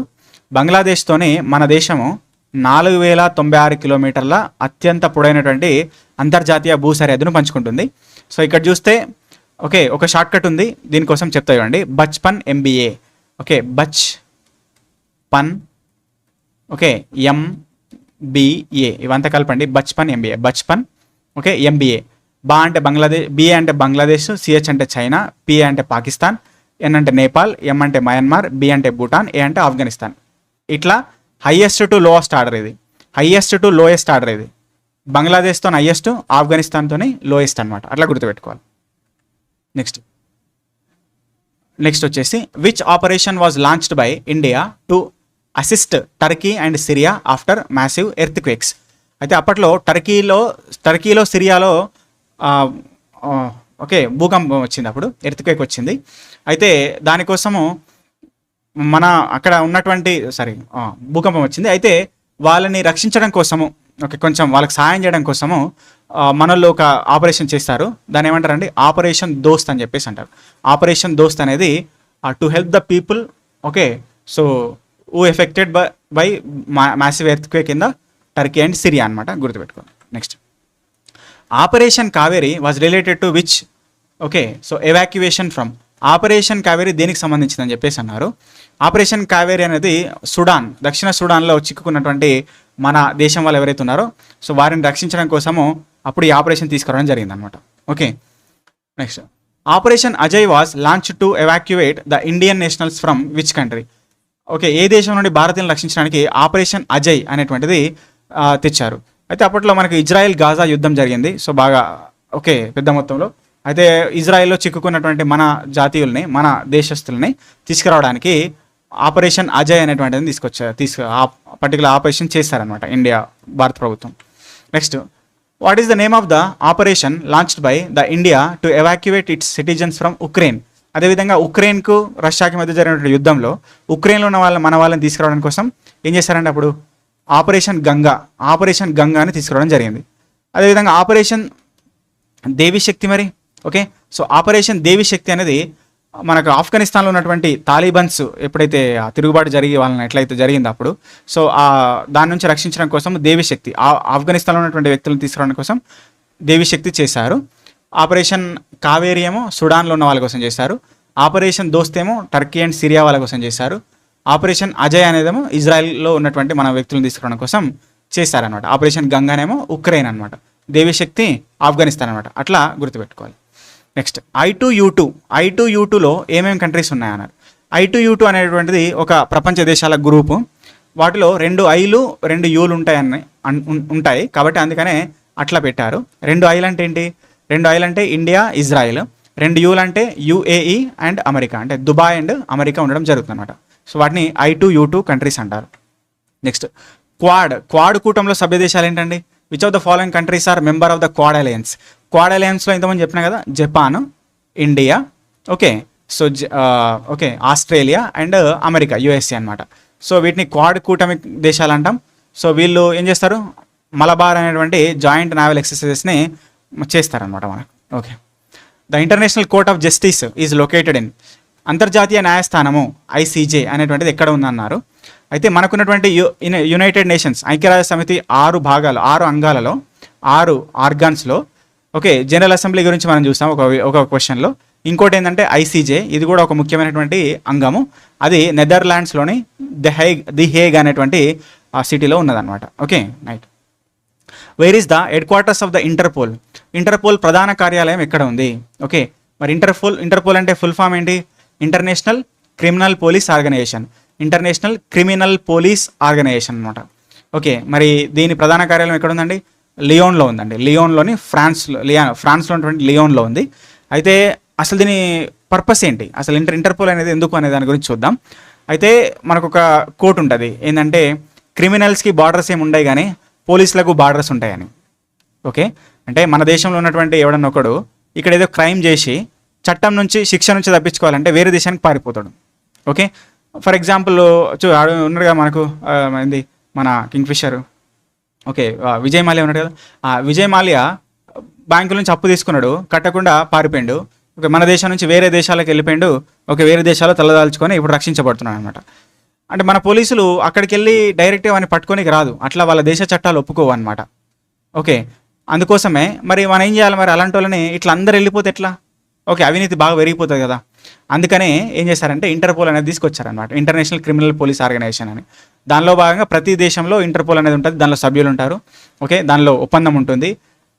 ఏం చేస్తారు, ఇప్పుడు మనం ఏం చేయాలి, విజయమేళను పట్టుకోవాలంటే ఇప్పుడు మన దేశంలో ఉన్నటువంటి ఇంటర్పోల్ వాళ్ళు ఏం చేస్తారు, వాడు ఒక దేశంలో ఉన్నాడని చెప్పేసి ఒక ఇన్ఫర్మేషన్ వస్తే ఆ దేశంలో ఉన్నటువంటి ఇంటర్పోల్ యొక్క పోలీసులతోని సహకారం తీసుకొని వాడిని బట్టి అని చెప్పి సహకారం హెల్ప్ చేయమని అడుగుతారనమాట.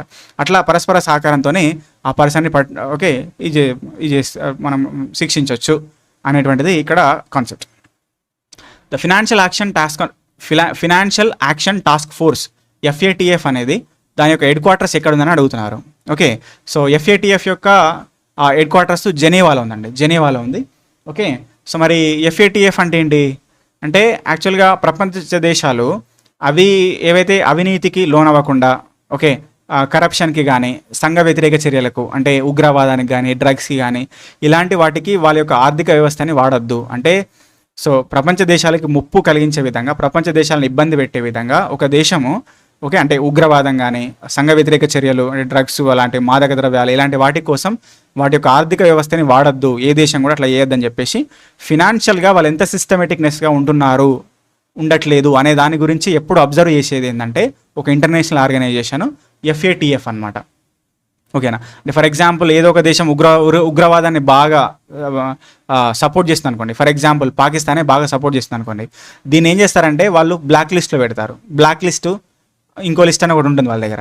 ఆ బ్లాక్ లిస్ట్లో పెడితే ఏందనంటే అంతర్జాతీయంగా ఉండేటటువంటి వరల్డ్ బ్యాంక్ కానీ IMF కానీ వీటి నుంచి వాళ్ళు ఆ దేశానికి సపోర్ట్ రాదిగా, నువ్వు బ్లాక్ లిస్ట్లో ఉన్నావు, నీకు మాకు సంబంధం లేదు, ఓకే, కటీఫ్ అంటారు అనమాట. అందుకని అట్లా దేశాలు ఆర్థికంగా సహాయం పొందలేవు, ప్రపంచవ్యాప్తంగా వాళ్ళు అందరి నుంచి దూరం అవ్వాల్సి వస్తుంది అనమాట. అందుకని ఇట్లా FATFతో మంచిగా సంబంధం అంటే వాళ్ళ యొక్క నజర్లో మంచిగా ఉండాలి ఇప్పుడు దేశాలు. Okay, right.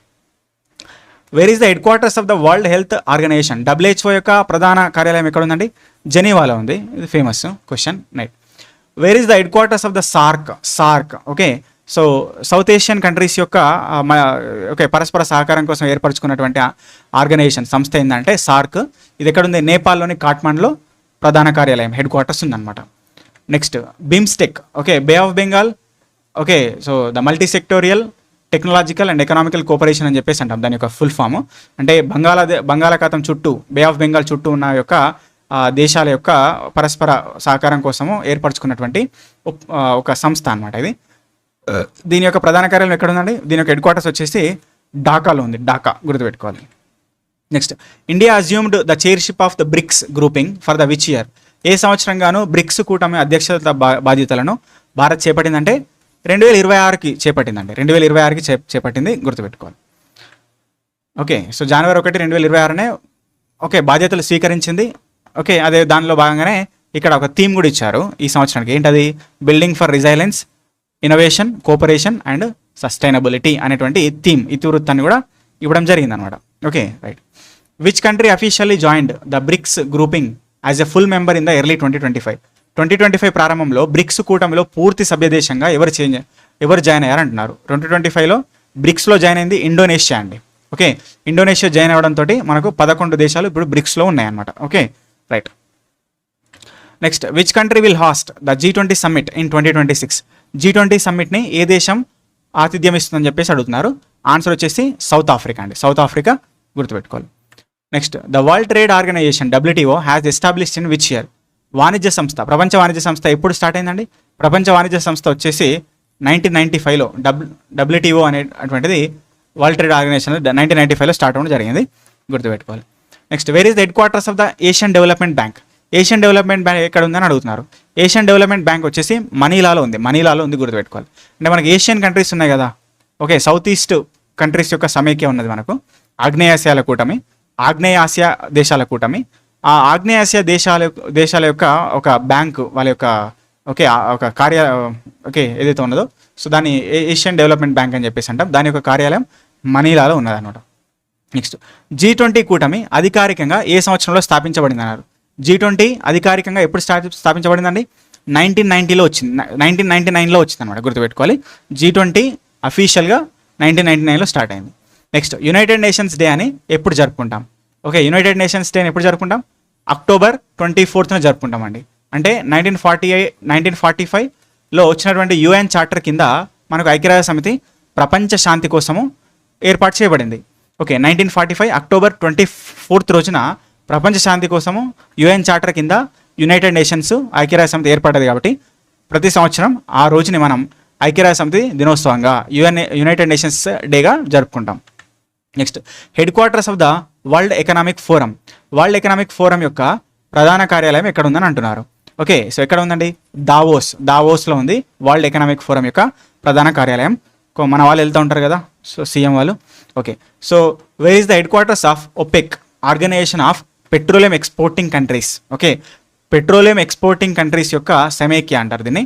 ఓకే, ఇది ఎక్కడ ఉందండి? వియన్నాలో ఉంటుంది, వియన్నా. ఓకే, గుర్తుపెట్టుకో. Next, IMEC, India middle east Europe economic corridor. భారత మధ్యప్రాచ్య యూరప్ ఆర్థిక కారిడార్ అని తెలుగులో అంటారు. అయితే ఏ సదస్సు సందర్భంగా అంటే ఇదొక సదస్సు, ఇదొక సమ్మిట్ అనేది, ఇదొకటి అంటే ఇదొక India middle shut okay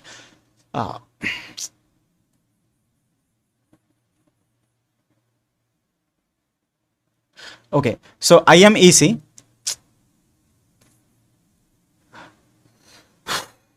okay. Next question చూస్తే ద సిక్స్త్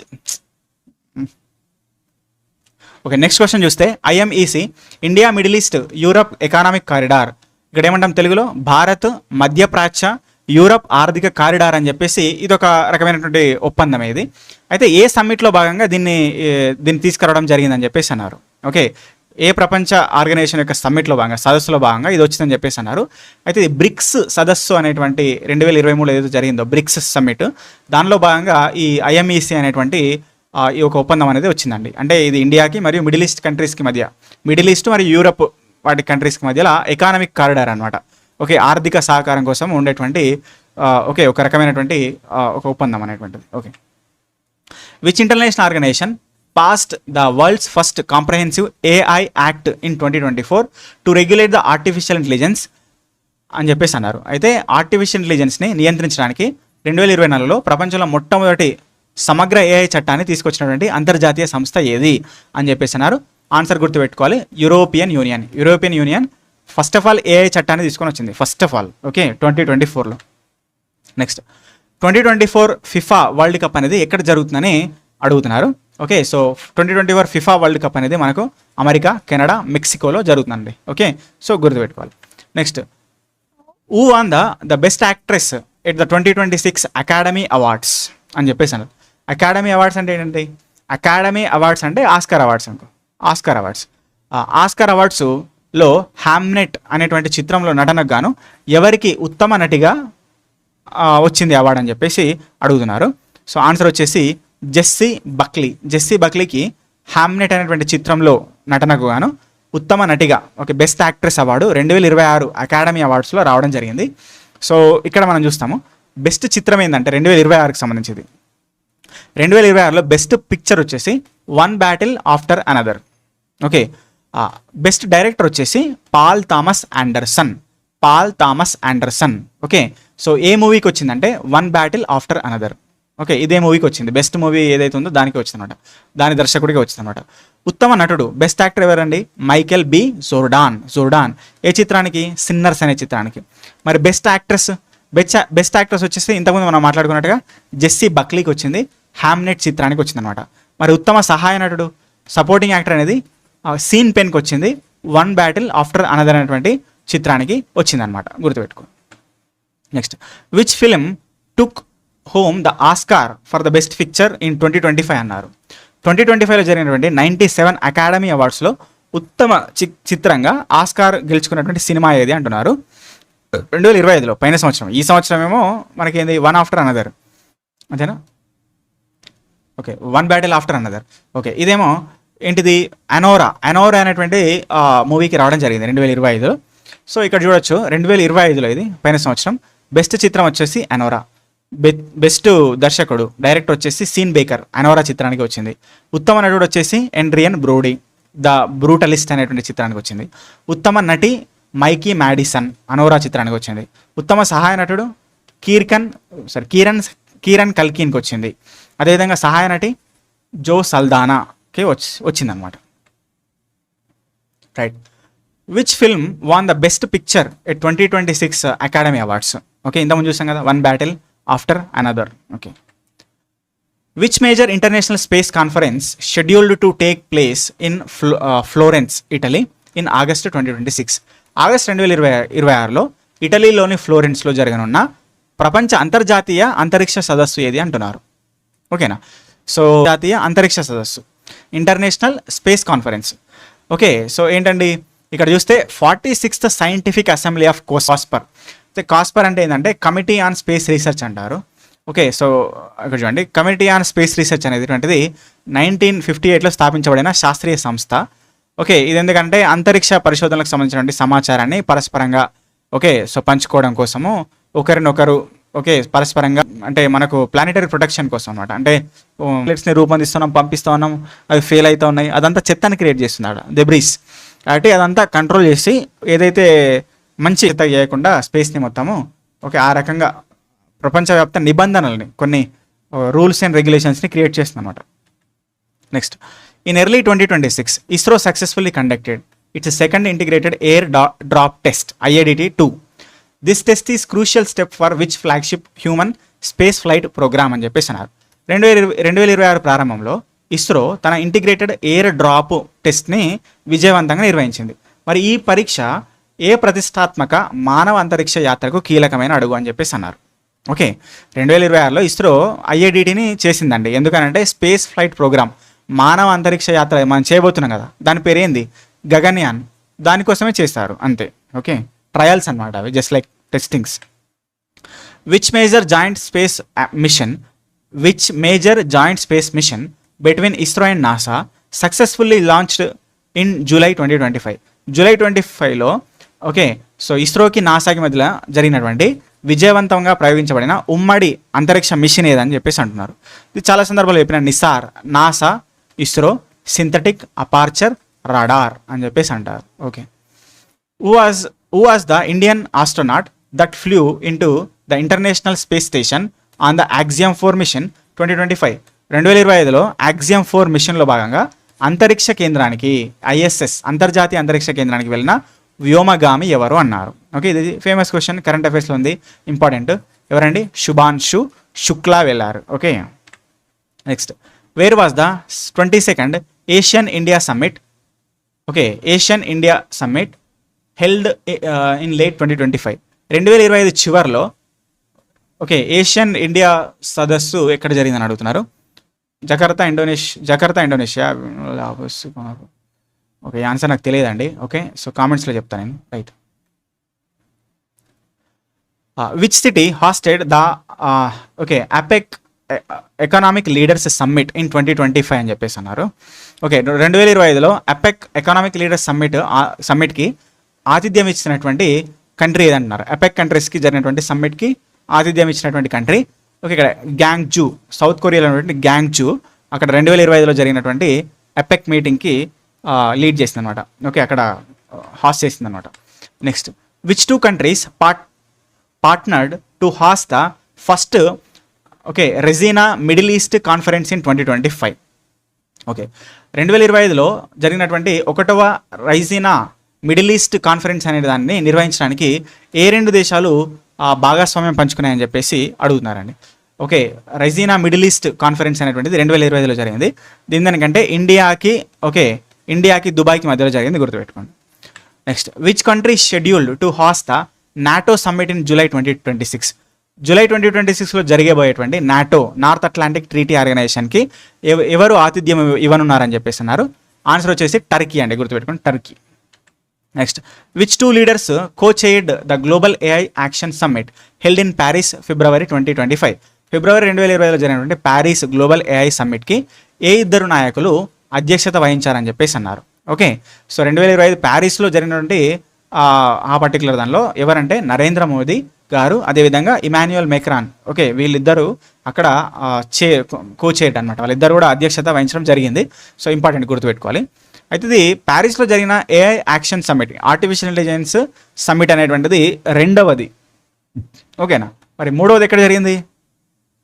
ఓకే, 3వ ఏఐ సమ్మిట్ అనేది ఇండియాలోనే జరిగింది. మొన్న ఫిబ్రవరిలో ఢిల్లీలోని భారత మండపంలో జరగడం జరిగింది అనమాట. ఓకే, గుర్తుపెట్టుకోవాలి. మరి ఫస్ట్ది ఎక్కడ జరిగిందో మీరు కామెంట్ చేయండి. ఫస్ట్ ఏఐ సమ్మిట్ ఎక్కడ జరిగింది కామెంట్ చేయండి. Okay, wear is the 52nd G7 summit being held in June 2026. G7 శిఖరాగ్ర సమావేశము జూన్ 2026లో ఎక్కడ జరగబోతోంది అని చెప్పేసి అన్నారు. అయితే G7 సమ్మిట్ అనేది ఫ్రాన్స్లో జరగబోతుందండి. ఫ్రాన్స్లోని సో ఏవియన్ లెస్ బైన్స్ అని చెప్పేసి ఆ ప్రాంతంలో, అదే యాక్చువల్గా లియోన్ ప్రాంతంలో జరగబోతుంది అనమాట, గుర్తుపెట్టుకో. Next, which country assume the chairmanship for the 18th BRICS summit. 18th BRICS summit 2026లో జరగబోతుంది. దానికి ఎవరండి అధ్యక్షత వహించేది? భారతదేశమే. ఓకే, సో భారతదేశం 18th బ్రిక్స్ సమ్మిట్ని చేయబోతుంది. Okay, next, which country received the first batch of the BrahMos supersonic cruise missiles from India in April 2024. Okay, భారతదేశము రష్యాతోని సంయుక్తంగా తయారు చేసినటువంటి బ్రహ్మోస్ క్షిపణులు, సూపర్సోనిక్ క్రూయిజ్ క్షిపణులు ఏవైతే ఉన్నాయో మొదటి బ్యాచ్ని ఎవరు తీసుకున్నారు, ఏ దేశం తీసుకుంది అన్నారు. ఓకే, గుర్తుపెట్టుకోవాలి, ఫిలిప్పీన్స్కి ఇచ్చిన మనం. ఫిలిప్పీన్స్ బ్రహ్మోస్ క్షిపణులను మన దగ్గర నుంచి పొందిందనమాట. Next, exercise Tarang Shakti the largest so multilateral air exercise hosted by India in 2024 was organized by. 2024లో భారతదేశం ఆతిథ్యం ఇచ్చినటువంటి అతిపెద్ద బహుపాక్షిక వైమానిక విన్యాసం ఎక్సైజ్ తరంగ శక్తి ఏ దళం నిర్వహించింది అన్నారు. ఏ దళం నిర్వహించింది? ఓకే, వైమానిక విన్యాసం అని అంటున్నారు కాబట్టి ఎవరు నిర్వహిస్తారు? వైమానిక దళమే నిర్ణయిస్తుంది. సింపుల్, కొన్ని అట్లా ఉంటాయి మనకు. Okay, next, India successfully tested the Agni five ballistic missile equipped with MIRV technology, multiple independently targetable reentry vehicle. Okay, under which mission? అంటే భారతదేశం అగ్ని-5 బాలిస్టిక్ మిసైల్ని ఈ MIRV టెక్నాలజీ యూస్ చేసుకొని పరీక్షించింది అనమాట. ఓకే, అది ఏ మిషన్లో భాగంగా అంటే మిషన్ దివ్యాస్త్ర, గుర్తుపెట్టుకోవాలి. మిషన్ దివ్యాస్త్రలో భాగంగా అగ్ని-5 మిసైల్ని ఈ పర్టికులర్ టెక్నాలజీతో టెస్ట్ చేసింది అనమాట. నెక్స్ట్, జోరావార్ అనేది ఎత్తైన ప్రాంతాల్లో కార్యకలాపాల కోసము భారతదేశము స్వదేశీ పరిజ్ఞానంతో అభివృద్ధి చేసిన రక్షణ ఆస్తి, దాని పేరేంటని అంటున్నారు. Zorawar is an indigenously developed defence asset of India designed for high altitude operations. ఓకేనా, ఇక్కడ అర్థమవుతుంది కదా. ఎత్తైన ప్రాంతాల్లో కార్యకలాపాలు జరపాలంటే ఒక స్వదేశీ పరిజ్ఞానంతో రూపొందించినటువంటి ఒక డిఫెన్స్ ఆర్గాన్ని మనకు భారతదేశము తయారు చేసింది అనమాట. కాబట్టి అదేంటి అని అడుగుతున్నారు. ఓకే, సో అది వచ్చేసి మనకు తేలికపాటి యుద్ధ ట్యాంక్ అనేటువంటిది భారతదేశం ఎత్తైన ప్రాంతాల్లో ఉపయోగించే డిఫెన్స్లో భాగంగా, యుద్ధాల్లో భాగంగా ఉపయోగించడం కోసం చేసిందండి.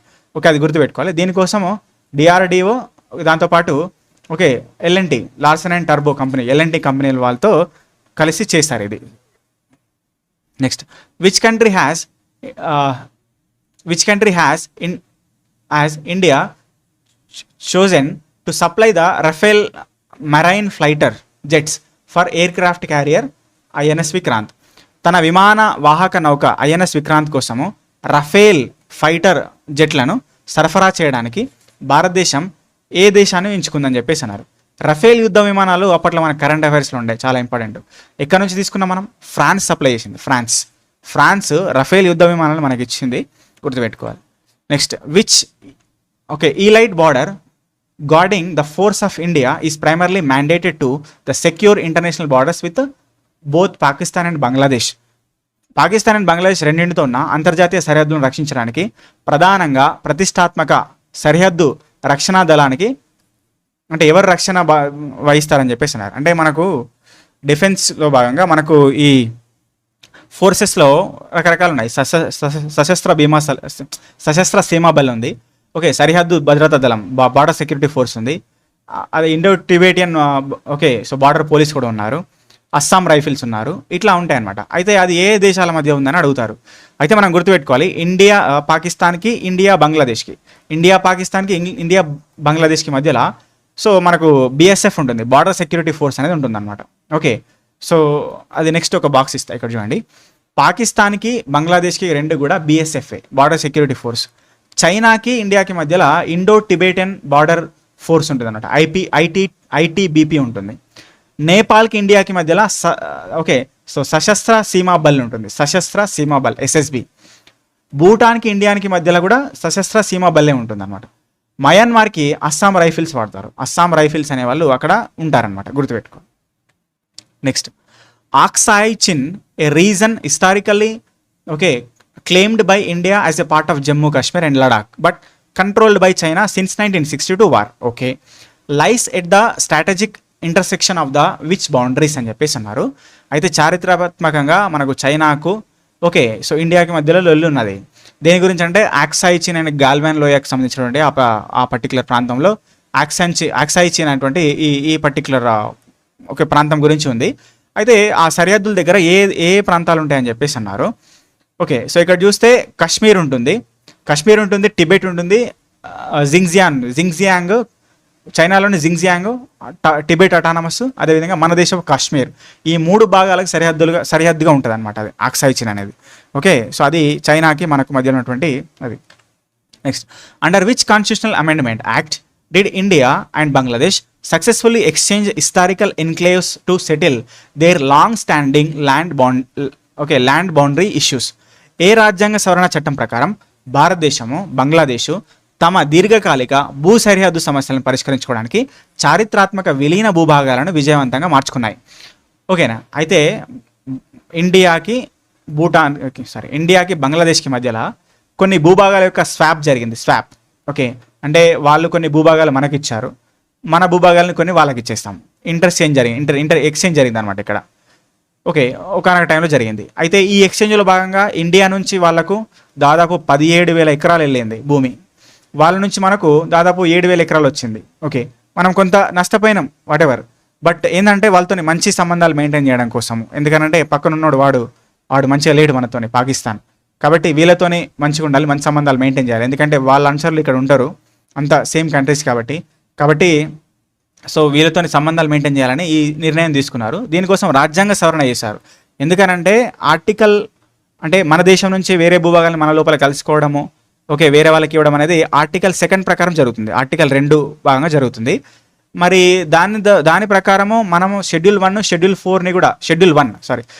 1ని మనం సవరించాలి భారత భూభాగంలోకి, సరిహద్దులకి సంబంధించి మార్పులు వస్తున్నప్పుడు.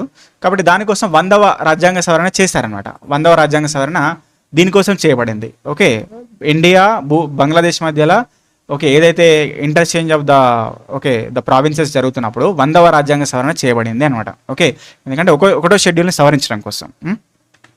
ఇది దేని ఆధారంగా జరుగుతుంది, ఏ ఆర్టికల్ ఆధారంగా జరుగుతుందంటే ఆర్టికల్ 2 ఆధారంగా జరుగుతుంది.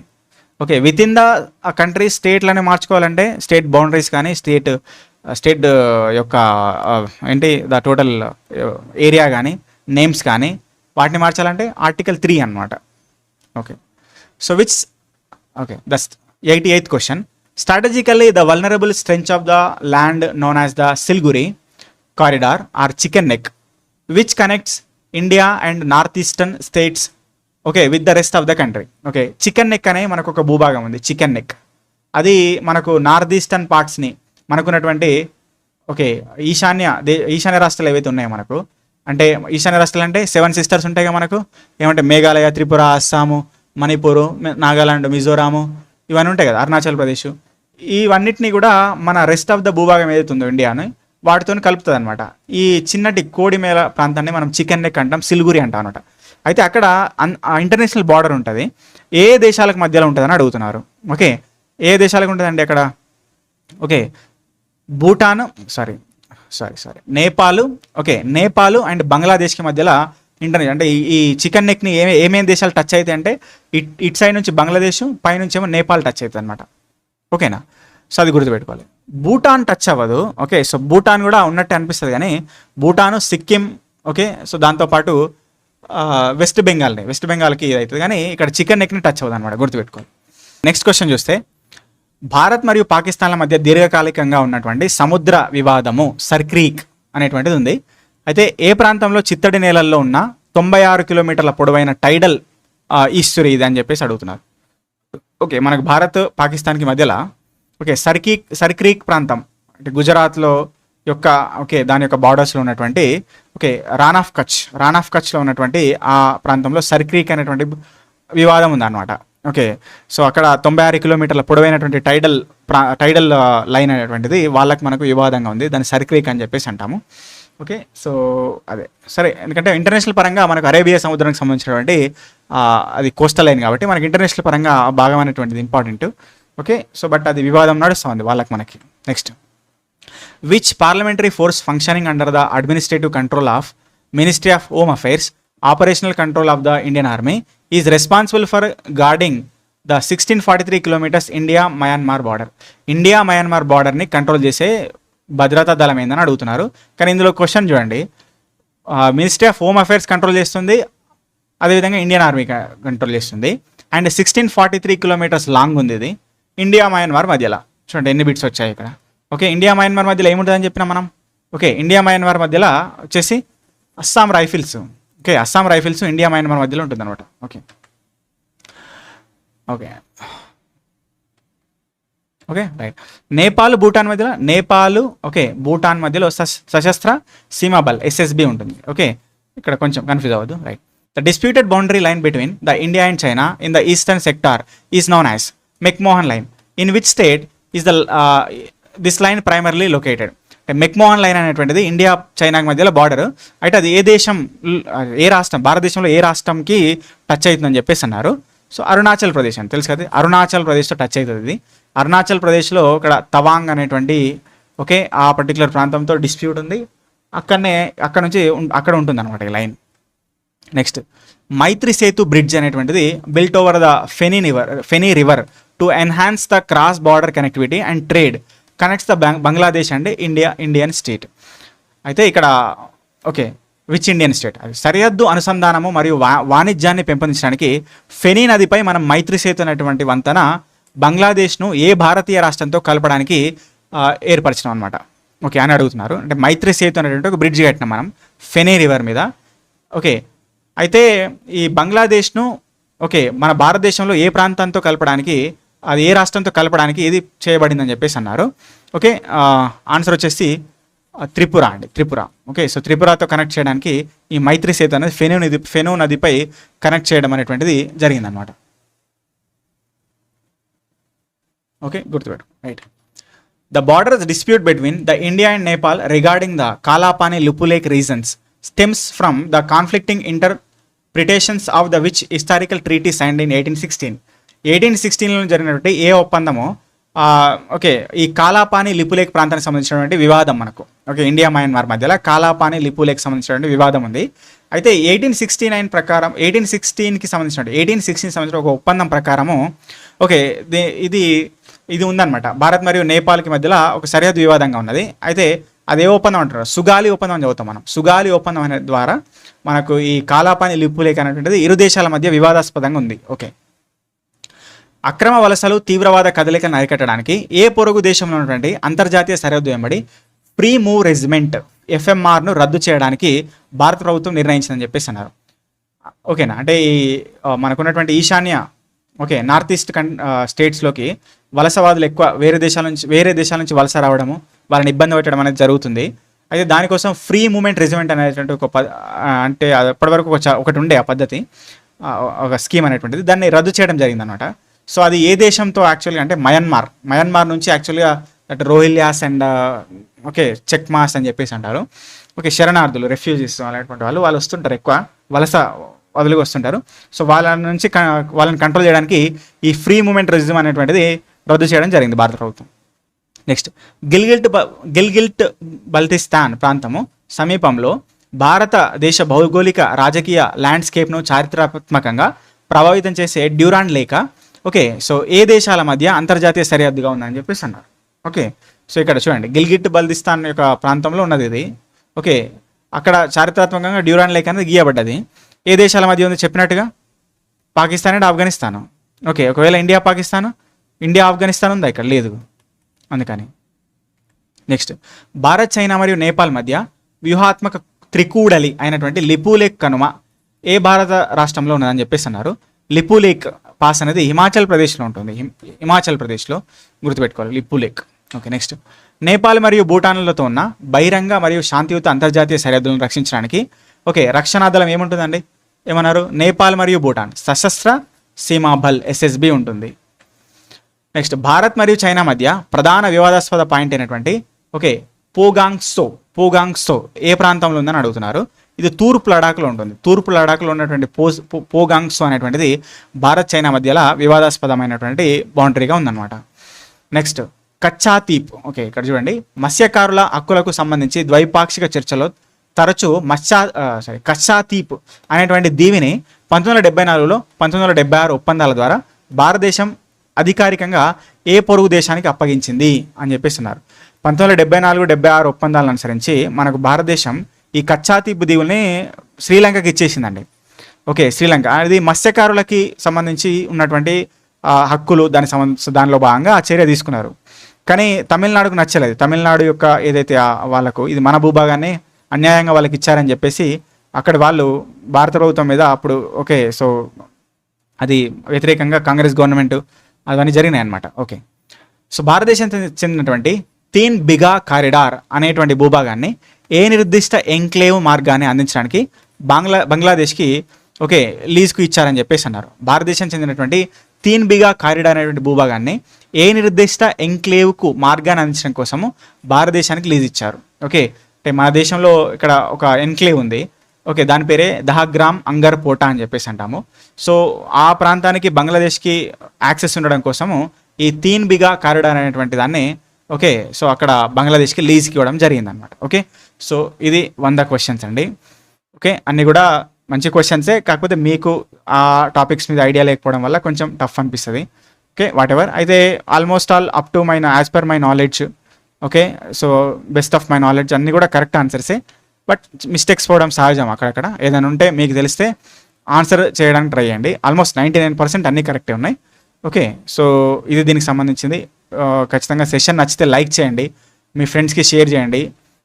ఛానల్ని సబ్స్క్రైబ్ చేసుకోండి. మీ నుంచి ఎక్కువ సపోర్ట్ ఉంటే, ఎంకరేజ్మెంట్ ఉంటే మరింత కంటెంట్ని, మంచి కంటెంట్ని మనం ఎగ్జామ్ని క్రాక్ చేసే విధంగా కంటెంట్ని మీకు ఇచ్చే ప్రయత్నం చేస్తా. సో ఇది దీనికి సంబంధించి థ్యాంక్ యూ. జై హింద్.